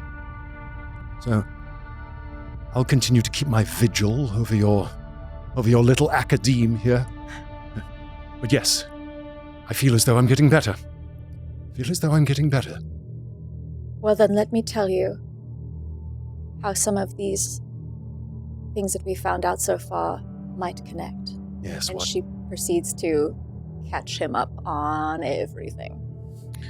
I love this. I think if you haven't done so already, it would make sense at this point for your characters to be key backstory connections for each other, you know? Yeah. you are intertwined in this arrangement that means so many things. And so I'm going to say that this time you're spending here on a little pre-honeymoon is enough for you to roll sanity. And if you succeed, you're going to get a d6 back. You get a bonus die for this, so roll your 10s twice. If you succeed, you get a d6 back. If you do fail, you will lose 1 sanity. And that's and this works unlike the other improvements in that I want to succeed this. This is what you will. Yeah, you want. This is what we want to succeed. They're calling this self-help. And I rolled a 98. Balls. But wait, she's got the bonus die, so you get got the bonus die. Oh, Yeah. I got the bonus die. Yeah, so I some rolled a 98 I rolled and a what 8? So I rolled the hundreds, the 10s? 10s, yeah. Yeah. 10, so it's still a 90 something. No. Reroll the 9. Oh. 68, so that passed this. Oh, you passed. All right, so you get 1d6 back, and you... I rolled an 82 on my first roll. I'm trying to get under a 32. God, it's so hard to get it back. Dude, once you start losing it. Oh, agonizingly close. 42. Oh, gross. Ah. Gross. All right, so you're catching him up on this, and you know what? You didn't lose any. That might be a win. So I get 1 point back, is that right? Or No, you get none, but you don't lose any. And you, I regained 5 points. the rich get richer. Yeah. And it's always the way. You just have like 100 sanity? Oh no, you spent some on that tome, right? Yeah, well, you know, we with don't, we don't know yet. with the tome, with the one tome that you finish, like your sanity threshold permanently goes down, so she can never get to 100 or something like that. And that happened the first season. Yeah, she's still reading the narcotic manuscripts at the beach. Beach read. Yeah. Cold Beach gray read. sky. Well, it is an English book, so I feel like true. I'm in an appropriate location. Just made out of skin. All right, so while this is happening, Carter, where do we pick up with you? Are we still in this hotel room? We're holding the mask. Are you out getting a frappuccino? I think, this is huge. This whole thing. I mean, Carter spent a good amount of time realizing that he had feelings for Margot, somebody who has not had feelings for many people, obviously the whole Mystery Squad. But then this sort of romantic thing, he had never really been in a full-bore emotional relationship, even if he didn't know if it was reciprocated or not. He invested a lot of his heart into this situation. And then there was this night of it's happening, yay! And now it's not happening, and in fact, this person you care about above all others is gone. So he's drunk, I think, in a pub. He's got the letter. Some sad royalty-free music is playing background. It always feels like God is watching me. And yeah, I think these guys are gone. I don't know if Carter really knows what's going on with Vaughn, right? I mean, I'm sure Fairuz is like, I'm gonna go check out on Vaughn. I'm sure we'll correspond in the next however many days or whatever. So I don't know what's going on over here. With them gone, you've only got Desmond really around. Whether or not you invited him jackass? out to drink. Did you invite him out to drink, or are you wallowing? I'm wallowing, I think. Okay. Nothing against Desmond. I think he's just... We'll get to him. Yeah.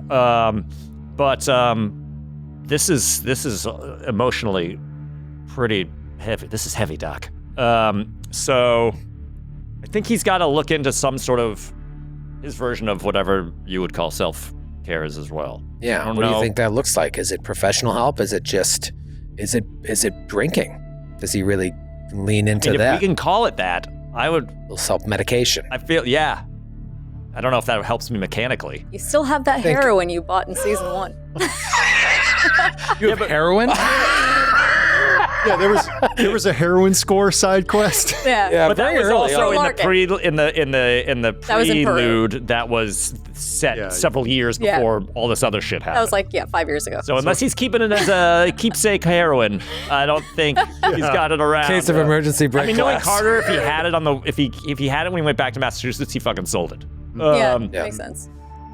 Or thought about giving it to Myrtle. That's right. Oh no. But, Rest in peace. yeah, R.I.P. Mertz, ex-wife. All right, so you think you're spending this time drinking? I think so. He's definitely off kilter a bit, I think. And now I will say, spoiler, I'm sure if he finds out that Vaughn is rejoining us, it's going to be very uplifting to him because he obviously has a lot invested in that relationship as well. But we're not there yet. So I think for now, there's just some straight wallowing. Yeah. I like it. It's unconventional, but it makes sense, and you have a chance at recovering sanity. Yeah. And it's kind of perfect because we all know that sanity is temporary. Yeah. Ultimately. Yeah. But this would work, so let's see if it works. Give me a sanity roll. Okay. What is the ballpark ages? Is everybody like in their 30s? It sounds early 30s. It sounds late like 20s. Late 20s, or early 30s. 30s. Early 30s. He's early 40s. Oh, Which I was like, I'll just do it around where I'm at. And then I read in the book, it's like, if you're over 40, you become a derelict. Like, you're... Yeah. You lose body You might as well scrambles. die. Yeah, I was like, Jesus Christ. Okay, so I want to succeed this. Right? In a standard sense. Nope. Okay. Didn't work. You lose one sanity. For fuck's sake. I didn't fumble. That's still what it is. It makes sense. I'll take it. Okay. Just one. So you're drinking, and it's not really It's not working. doing the trick. Shocker. What is going on with Desmond? Desmond sort of got pulled into this. He had his own stuff going on. You had a brush with death in this cult scene. It wasn't until we relooked at the dice we thought you were dead. That's right. But yeah, you were saved, and now you're in this whether you want to be or not. Right. I think if memory serves, the last thing we really saw Desmond do was being thrown out of a meeting of young Marxists because he is bringing the brutal truth of the nature of the forces of capital are combined with strange spiritual forces, and we must contend against them in solidarity. They think he's a madman, and they've thrown him out. And then we saw him sort of caressing those scepters. Oh, yeah. That's right. But he is, after all, a reporter. So I think he might be like trying to recover by working and learning more about the scepters and learning more about any other clues or texts that he has in his possession. Okay. Yalesha is Sam's body washed up onto shore in the epilogue, so maybe rewriting. That's right.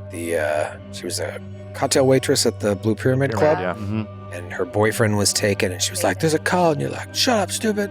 No, that's not what happened. But then she disappeared, and you see her body. Also, Inspector Munson's, we found his wallet there, so we could assume. Yes. So there's lots of shit tied to the articles and the people that were missing that are now kind of accounted for. What's your library use skill, Desmond? Great question. Oh, wow. Desmond's is actually pretty low. Although he ticked a box on it. His library use is 20. Oh yeah, let's do some box ticking here. Anything you've ticked, roll against, and if you fail, you get a D10 back and added to that skill. That's lovely. I'm going to And do these that right are now. things skills that you use successfully without a bonus die should have been ticked since the last development phase.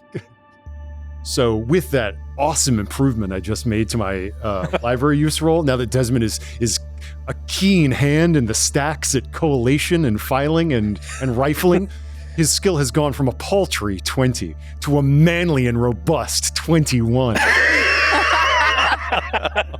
can read one extra sentence. That's right. He's slightly more Before you literate. tap out. Yeah. Yeah, it's like, oh, Jesus. For shits and gigs, give me a library use roll score. holy crow. I'm within 3 points of it. Can I spend luck? Absolutely. Yeah, done. That's our first luck of the season Woo! And the last. on a library use. All right, so I imagine you are looking through tomes in the library, just trying to find out any information on, these scepters, what they could be. And eventually, it's late at night, put one more book, and you're flipping through another one, and you see a page that God, the old me would never have been able to do this. Thanks to my improvement, I can burn the midnight oil. I'm a changed man. You see this page and it draws your attention because you see an image of two scepters crossed in front of each other that looks almost identical to the scepters you know you have in your dingy little apartment. And you read the blurb associated with it, and it seems like these are scepters that they believed you could use to gain magical powers when crossed, as well as absorb magic that was directed against you. Ooh. So the power comes from crossing them. You can gain the ability to cast spells according to legend, stuff that you would have read before and be like, this is fairy tale. Now you're like, is this shit real? You saw Gavigan call these beings.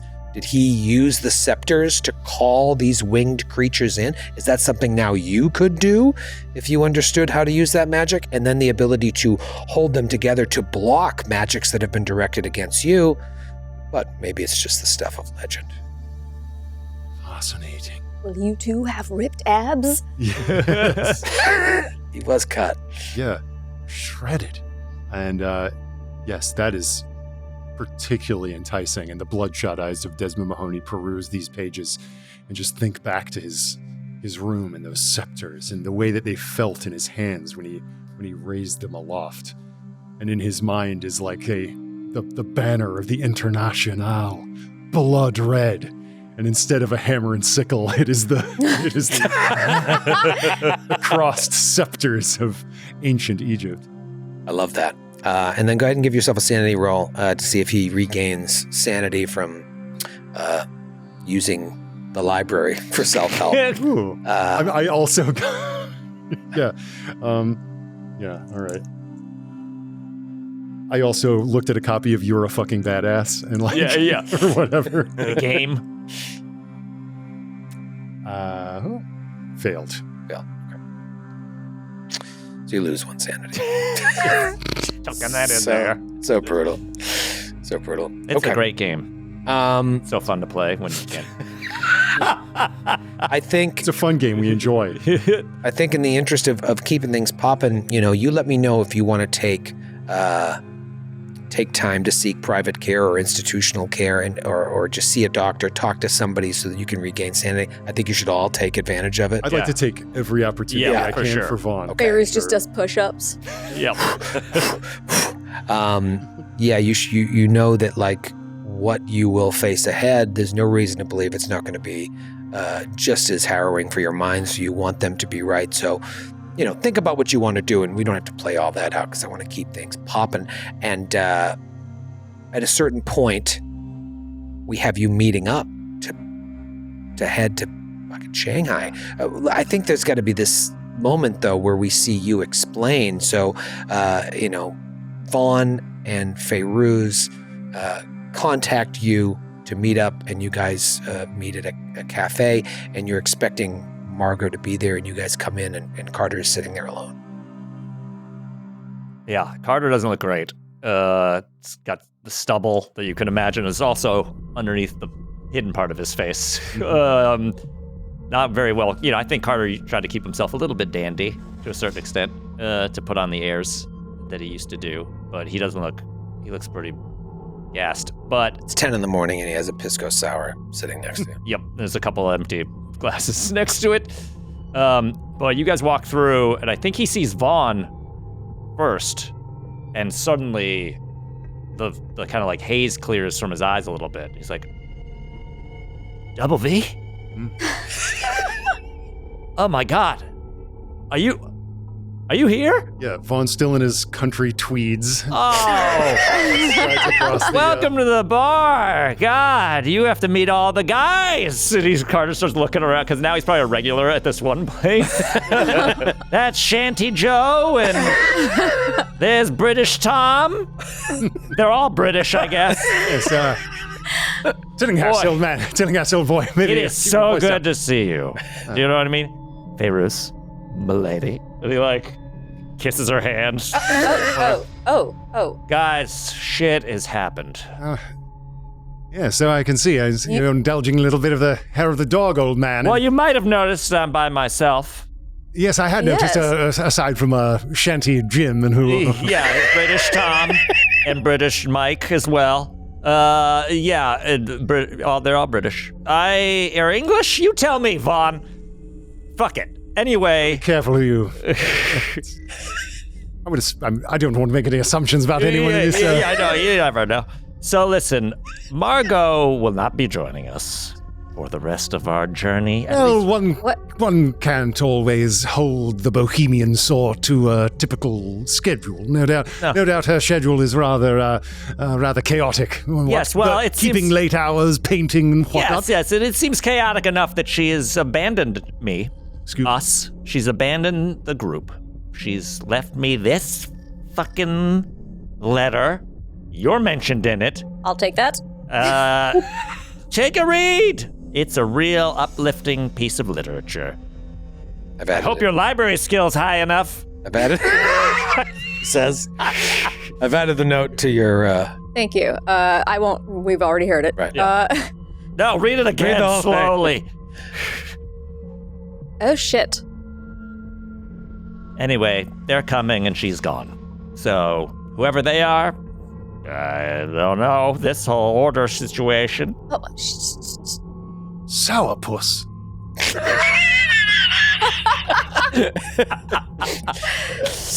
Naish, you were around when I dropped that pretty great joke, I thought. Yes, I just didn't know it had been adopted by Miss herself. I didn't know either. Last little twist of the knife there. Didn't know she liked it. Yes, she did. Yes, Fräulein Sauer was never one for rather intimate turns of phrase. Yeah, that's what makes the note so special. Yes. Well, I can see you two truly have a bond. Things have heightened a little bit while you were gone. Yes. But now they've cratered. But Vaughn, I gotta tell you, man, it's so good to see you. Yes. Do you know what I mean? Like, I feel like this is helping me. He's really close. Do you? Yeah, I was like, he's just getting closer and closer. Kind of shoves Fairuz out of the way for a second. Excuse. Okay. I gotta tell you a couple of. I've missed you. Are you with us? Are you back? Yes, I'm back, old man. Yes, very much so. Tillinghast. And yes, Vaughn is English, so he reaches out in the most intimate way he can, a gentle. Yeah, but then Carter just like folds right into your chest. And it's like, the mask. There you it see is. the mask kind of shift up a bit as it presses against your tweed. God, Tillinghast, my God, man. Pull yourself together. I'm just about to say when you came in rather close. That's estimable work someone has done on your mask. It is truly lovely. Isn't that cool? Have that with me for the rest of my life. Just a little token of her. I got you right here, Vaughn. I got her on my face. Fairuz will figure out where you fit into the whole situation. Great, thank you. Depending on how you decide to break my heart, too. Oh. So, what's the plan? Tillinghast, old man, if I'm reading between the lines and on them of this little, dear Jonathan that you've been given, it seems to me that she's only doing this to... Unless she's very much lying, which never seemed to me to be her strong suit. She's doing this for protection of you. I get it, I know. Something's dogging her heels. This they she speaks of are coming. She didn't mention Gunta, did she? No, she didn't mention anything about him. So that you're right. She's looking out for me, and I guess I should take that as a sign that she still feels. Yes. Tillinghast, and he takes your hand. It's like, yes, she is not here bodily, but within these lines is proof of her deep affection for you. Yes, it is a unique and palpable suffering to love someone who is not present. But through the door of suffering, one finds grace. I'm not going to church. I'm not going to church. I won't force you. Wherever this is, I just want to let you know. But I do appreciate it, Vaughn. Just nobody abandon me again. They're having this lovely moment, and I go, too late for Fairuz. Too late for Fairuz. What does that mean? Too late for Fairuz. Yes, don't worry about that part. No, I'm afraid I simply must worry about that part. Precisely what does she mean? I've been, I've been attempting to maintain a rather genteel tact, but I think the time has come for you to tell us everything you know about this order. Okay, well, He's looking around. Sloppy Joe might hear us. Sloppy Joe. Yes, There's a guy in the corner. Sloppy Joe might hear us. yes, of course. We wouldn't want to molest the ears of Sloppy Joe and D.T. Moore Shanty Tom. Welsh Brad over in the corner. No, a British man is not an Englishman. You really got to be careful. Right. That's why I forgot about I got your off a whole... Scot or this Irish chap you keep You know talking about. Scott over there? Sloppy Scotty Joe's Scott. on the inside. Okay, well, let's go. We can go back to my room. It's in decent enough shape. We could talk all about this shit. I should take a coffee to go. I will have a gin, though. A gin to go. Yeah, so no, they wanted gin. Never heard of it. It do gin heightens the daiquiris. senses. It It's not makes that I was keen drinking intellect. before 10. That was the problem, is I was drinking so much before 10. Yes. It's because you were drinking alone before. Yes, Now yes. that we're here, Now it's a perfectly party! fine. Yes, Tillinghast, it's all a matter of degree. Now that we're here, drink as much as you Yeah. like. Anyway, come on back to my room, which I'm sure we can upgrade now that you're back. What was that? Nothing. We'll worry about that later. To my hovel! And so I just bring them to my shitty room I've been staying in. Tillinghast's mask spins toward the camera. Oh, we need that now. Yeah. All right, so I think we can move things forward here a little bit. You're doing great, by the way. Yeah, thanks great. for- Yeah. Way to hang in. Amazing. This is the most fun I've had in a long time. You're a good sport. Tonight's episode of Time for Chaos is filmed before a live studio joke. Studio Joe. The Sloppy- loose dude Joe. Sloppy Joe. What you're formulating a plan here. Do we got to get Desmond involved? So do you call Desmond for this meeting and get everybody together to figure out what? Yeah. Oh, Vaughn, you got to meet this other guy we've been hanging with. Oh, good. Yes, let's definitely have us in the same room. If anyone can pull this off, Ross Bryant. So here we are in your flop house. Yep. The door opens.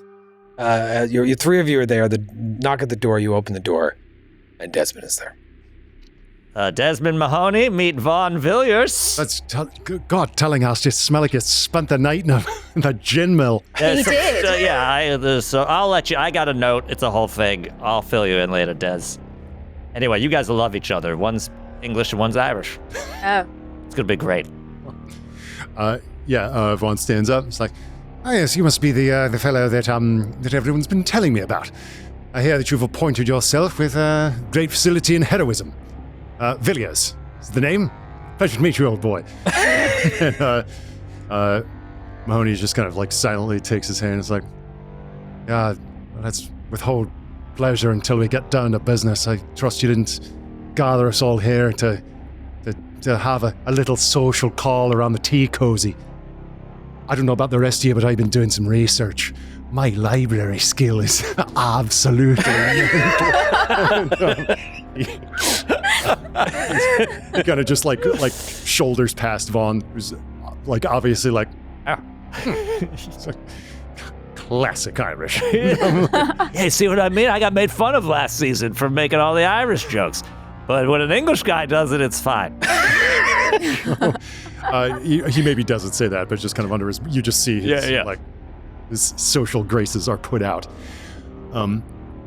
And Desmond, I think, just kind of plops down next to you. And it's like, yes, we are contending with a global power, dealing with forces that we are on the verge of being able to take hold of. There is a Crimson Spectre haunting Europe, but there is a dark and eldritch spectre haunting the entire globe. I think we've seen where they're trying to ship things back and forth, cross over to Shanghai. But of course, they've obviously got contacts in Africa, and Australia as well. That's right. Should we compare notes? Yes, let's. And here's what you know. You have great notes. I want to give you the nitty-gritty of what would be leading you from London to Shanghai. You know, for a start, Jackson Elias visited Shanghai in 1924 and wired Jonah Kensington while there. suggesting that Shanghai has some relevance to the case. The case being the missing Carlisle expedition. Jonah Kensington, Jackson's publisher and close friend, let you look at Elias's notes he sent when he was in Nairobi. I have said note right here. And there's a bunch, there's like 8 sets of notes. And one in particular that you've already read. Set 7 is another single sheet. Elias ran into, quote, Nails Nelson at the Victoria Bar in Nairobi. Nelson had been a mercenary for the Italians on the Somali-Abyssinian border and had escaped into Kenya after double-crossing his employers. Nelson claimed to have seen Jack Brady alive in Hong Kong. I remember this now, yeah. Less than 2 years before Elias was in Kenya, and long after the Kenyan court declared that Brady and the rest of the expedition were dead. Brady was friendly, though guarded and taciturn. Nelson didn't press the conversation. This report only strengthened Elias's belief that the principal members of the expedition might still live. Mm-hmm. Wow. Way to put it right It's at the perfect center. when no one can reach it. It teases me. And there once more, Mr. Mahoney, is our theme. This blasphemous resurrection. The dead seem to taking on a habit of kicking out of their sepulchres and walking abroad again. You don't suppose that this Brady character could have perhaps faked his demise along with the rest of them? Well, we know for sure that he did, because in addition to that, we had additional corroborating evidence when we went down into that torture chamber of the Misr House. Do you remember that unfinished letter? We close up on the letter that I have right here. Put it where we can't reach it. You found an unfinished letter from Edward Gavigan to the Pale Viper. The Pale Viper, by the way, his script and his name was all over the blueprints right? you found at Henson Manufacturing. And it says, for the attention, Pale Viper, Elias has been dealt with by our friends in New York. Now we must turn to our other problem, namely Jack Brady. I understand that he may be in Shanghai and ask if you would direct your resources to hunting him down. It is stupefying that this troubling man has evaded us for so long. He may become an obstacle to our great plan. If you wish, and then it kind of cuts off. Gavigan writing to the Pale Viper to take care of Jack Brady in Shanghai. Does that mean the Pale Viper is in Shanghai? The Pale Viper should travel there? Seems like Jack Brady may be alive and may be in Shanghai. Of course, you also saw the name Ho Fang and Ho Fang Import-Export in several of Gavigan's notes, both at the Pennu Foundation and at Misr House and at that warehouse at the Limehouse docks. Yep. Yes. You didn't burn that one down, but there were crates and everything that were being put on the boat. And lastly, very early on in our story, in Elias's hotel room, you found a grainy photograph of a yacht. It said like DA were the letters that's named something DA. You couldn't see the rest of the name because it was blocked by an Asian, like a Chinese junk ship. And so you think, okay, that might have some connection to Shanghai as well. And you have all of these photos. I'll take it a step further, and I'll say that you've decided that this is where you're going to go next, and you reached out to Jonah Kensington to begin planning so that he could wire the funds to you. And Jonah mentioned to you in a response telegram, this may not be important, but Jackson, when he came back to New York in his travels, left a matchbook with me. And it's a matchbook for a bar in Shanghai called the Stumbling Tiger. It's like, maybe of interest, maybe not, but it seems like a place Jackson at least dropped in on. Mm-hmm. The Stumbling Tiger bar in Shanghai. Carter's like, so yeah, I still feel ill. I think what we need to do is we go to Shanghai, pretty easy, from England, and then we try to track down this Nails Nelson guy. Maybe he knows where. Is he there still?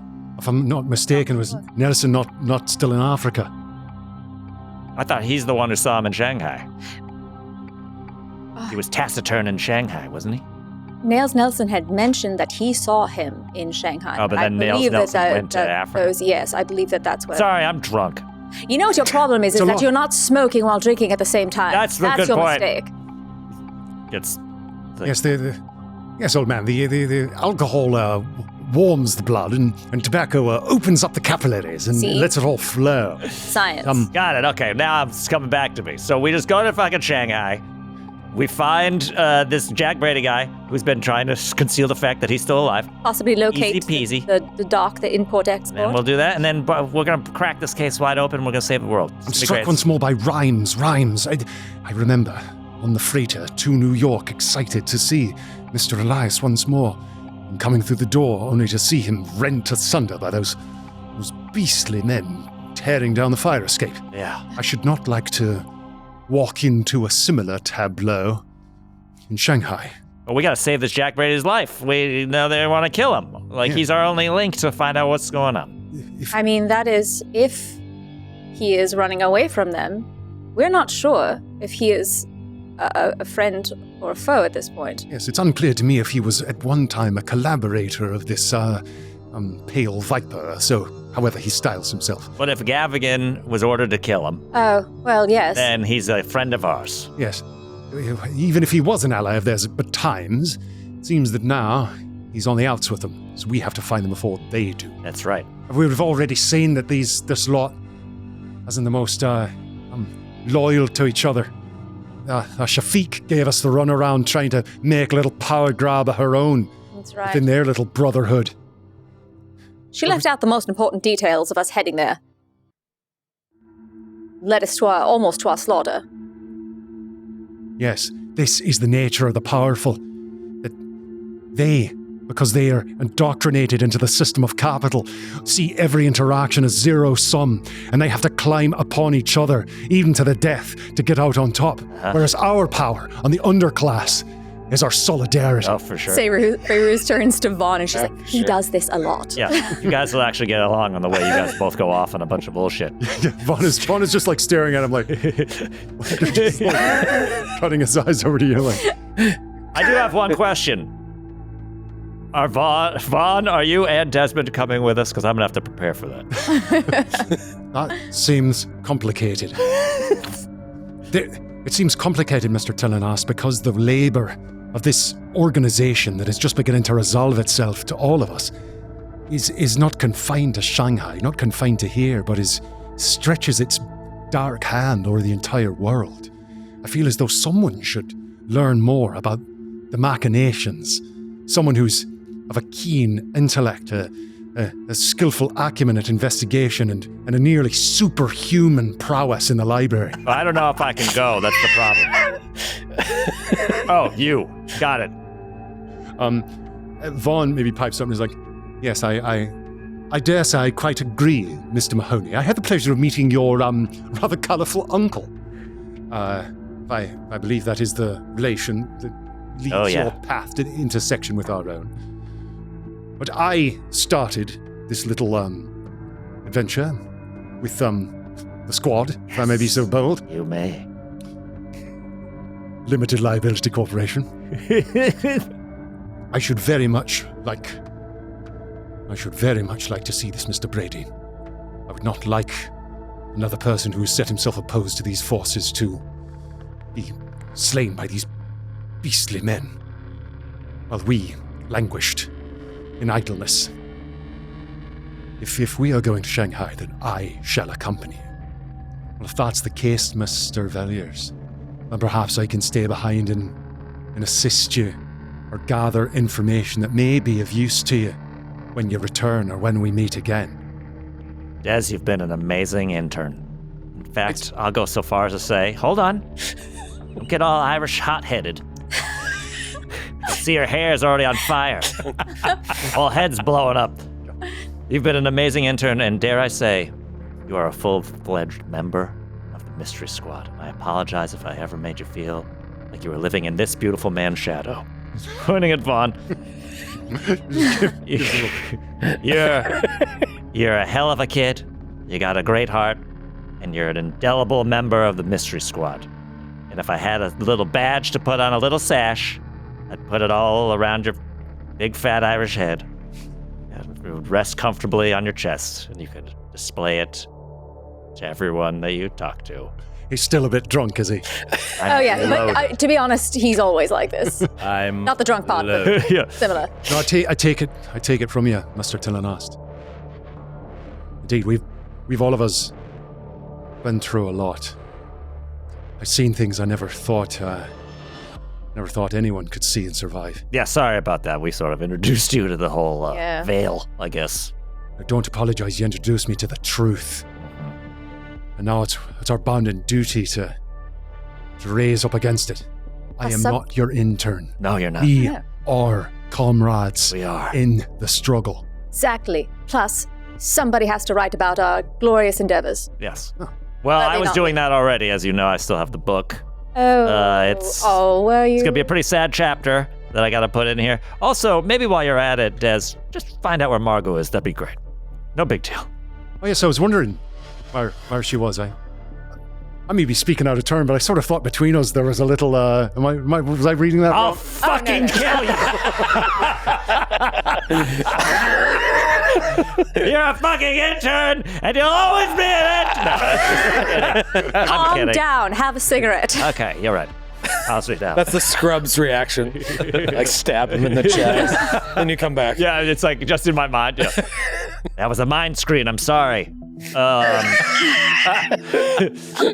I don't know where she is, and I don't really know how to find out. She's a really cagey kraut, who I love.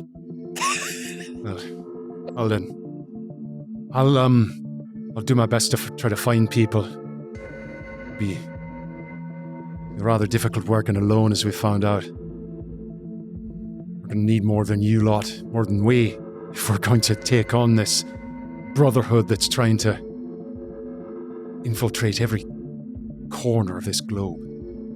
I'll see if I can find some fellow travelers. Thanks, boss. We'll No keep- bosses. No bosses. Right. Up. No All for bosses. We got it. We will keep in communication with you, though. Any leads, any possibilities that we'll be able to reach out to you. Of course, I suppose I'll do my best to wire you, and the law firm that you put me into contact with, surely I can send messages through them. There it is. It will take you probably a month to travel by boat from London to Shanghai. So, after we fade out of this scene, we see Vaughn, and Feyruz, and Carter getting on the boat, leaving London in the distance. We see Desmond, perhaps back at the library, honing his skills. Sharpening it to a 22. My home away from home.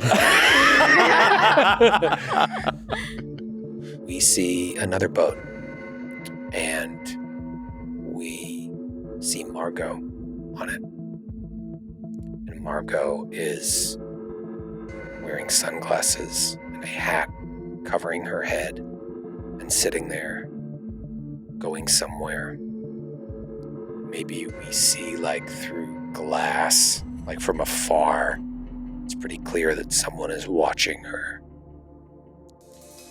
And then at some point during your trip, you stop at Port Said near the Suez Canal.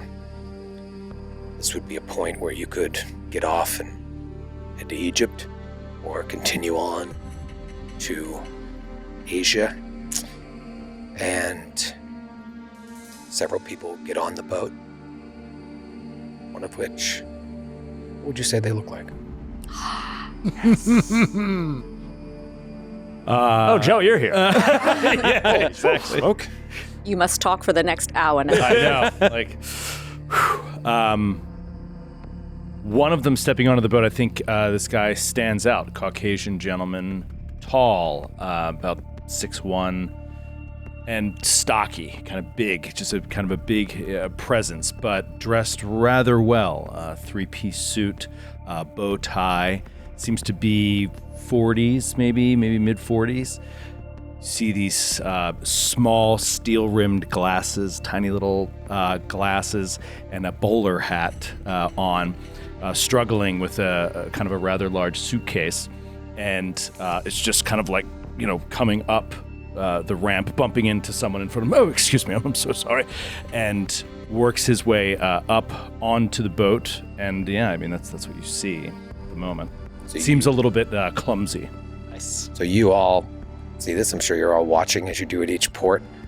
New people come on, but this gentleman stands out, seeming like he perhaps is from America or England. And you look at him and maybe nod and... Look at this shithead. Not helping him. Yeah, he probably, takes you all in for a moment and then just kind of keeps walking on past. I don't know what it's like on this boat. If there's seats or, are they on the outside of the boat, inside of the boat? Like, what is... Yeah, there's inside cabins and there's outside as well. You take your place at a giant oar.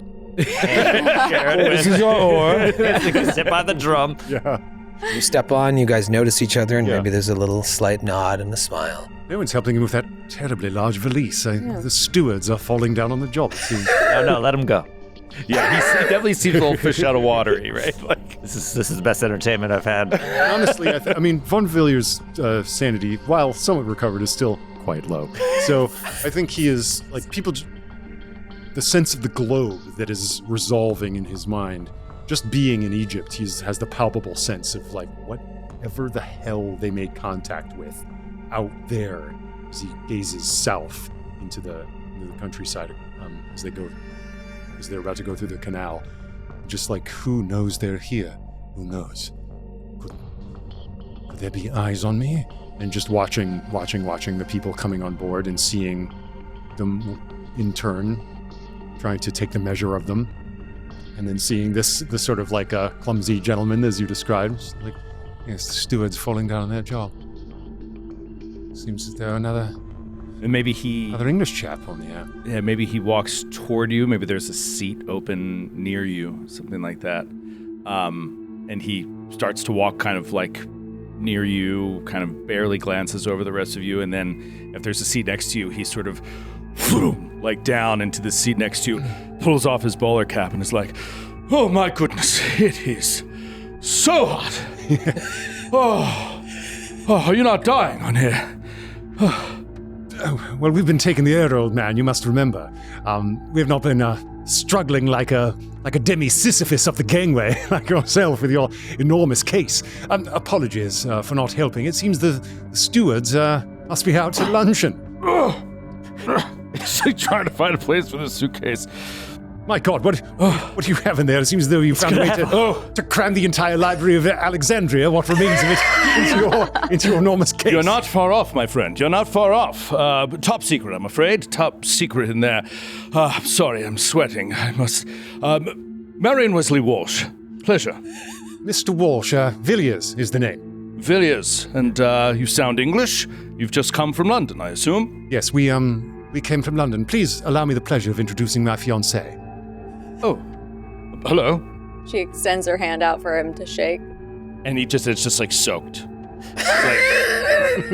Clammy hand. Shakes your hand and he's just and she's trying to let go while he won't. And he's like, slides right out. Oh my, I'm so sorry. Just trying to, as gracefully as Vaughn can, without drawing attention, taking his pocket square out. I was literally reaching. Yeah, exactly. He goes into his own suit jacket, pulls out a pocket square, and he's dabbing his head, and he's bald, mostly bald, and it's this thin, shortcut hair around the sides, classic kind of male pattern baldness, and he's just dabbing the top of his head with a handkerchief, and then just sticks it back into his coat, and settles in for a moment. Top secret, you say?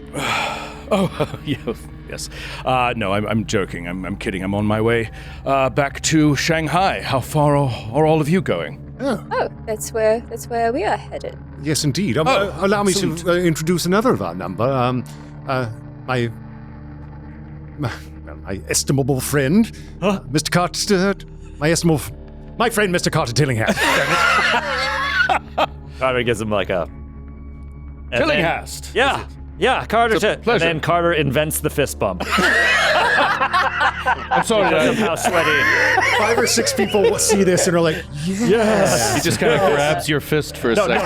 no, you make a fist too. You make a fist. Oh, a fist. Yes, and then we bump them together. Oh my God. Oh, that's fun. Americans and all fads, you know. Yes. Yeah, Oh, Carter American. Tillinghast, Esquire. Grabs the fist. At your service.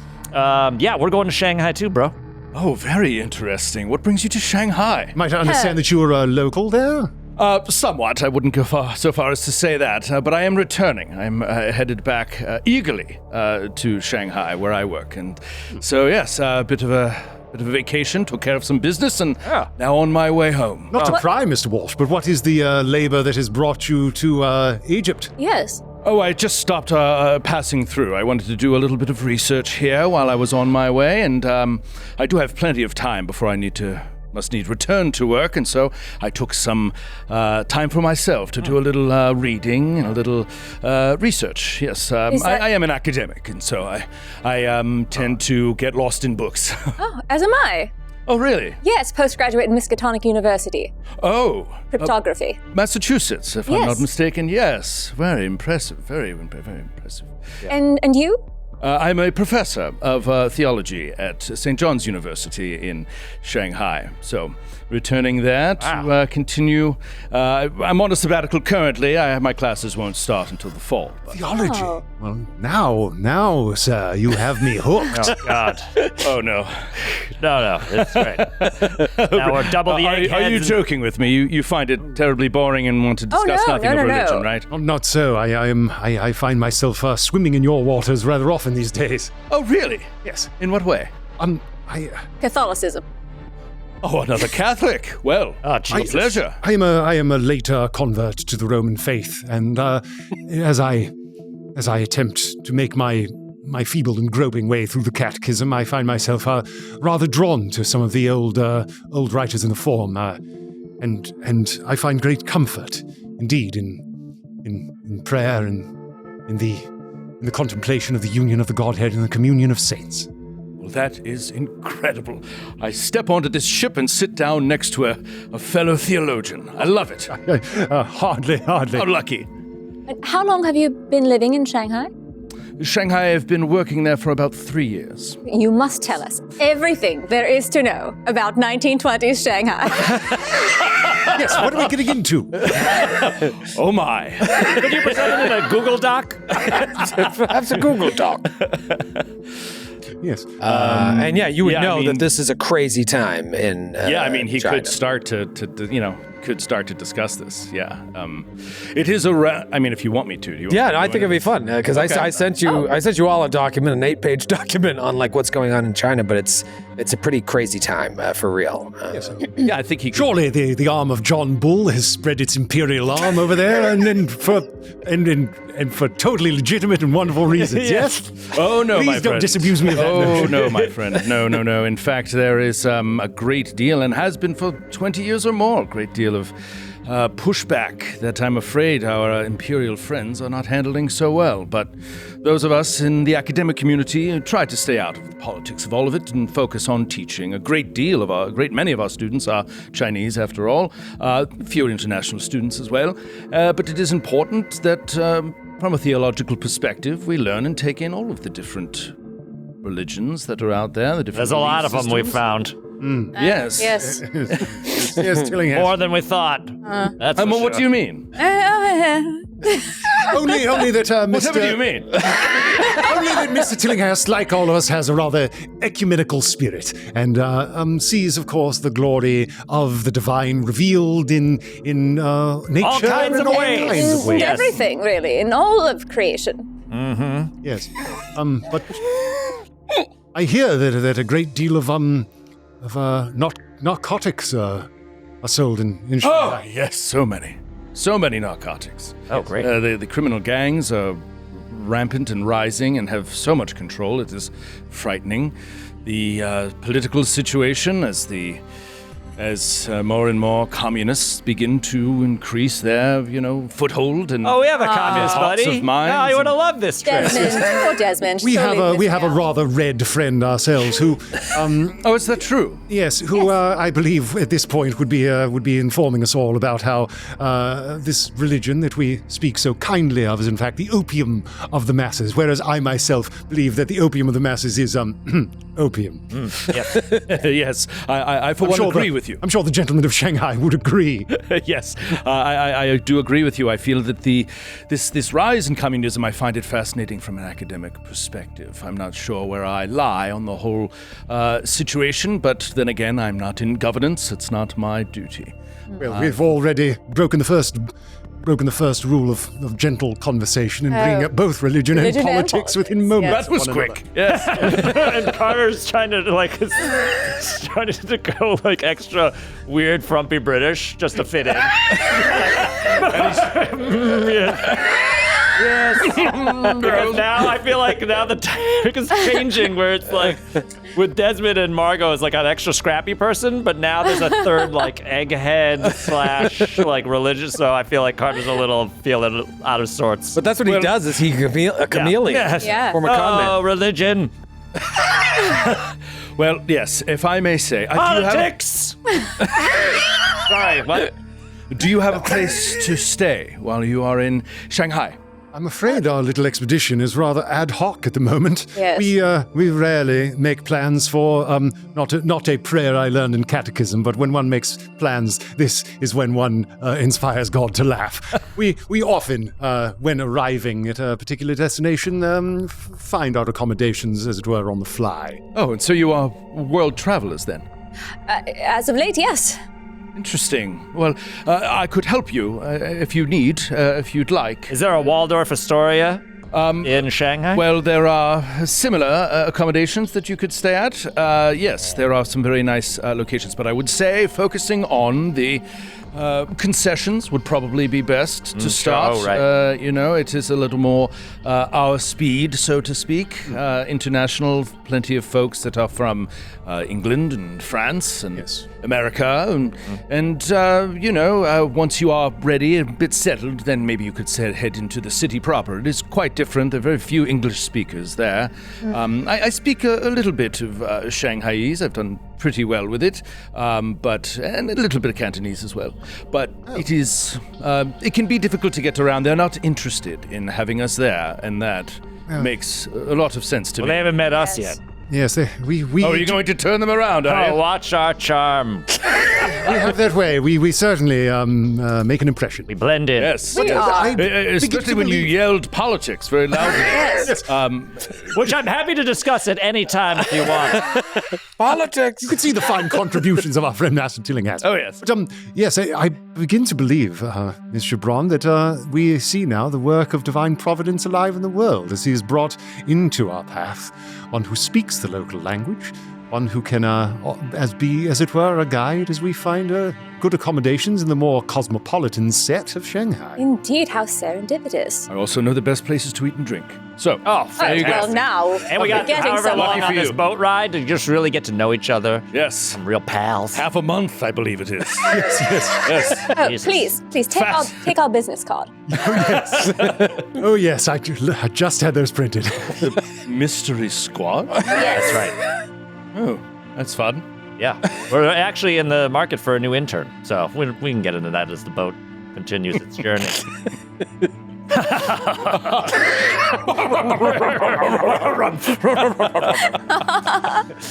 And so our boat continues into the ocean, and behind you is somewhere on Africa, the Mountain of the Black Wind, Egypt, Cairo, Kenya, the exploits of the Carlisle expedition. Jackson went there as well, but you look forward to Asia, China, Shanghai, quick stopover in Hong Kong, and we just pan out and see the boat heading towards shadowy China. And we'll see you next week. We back in We back, baby! Victory Squad.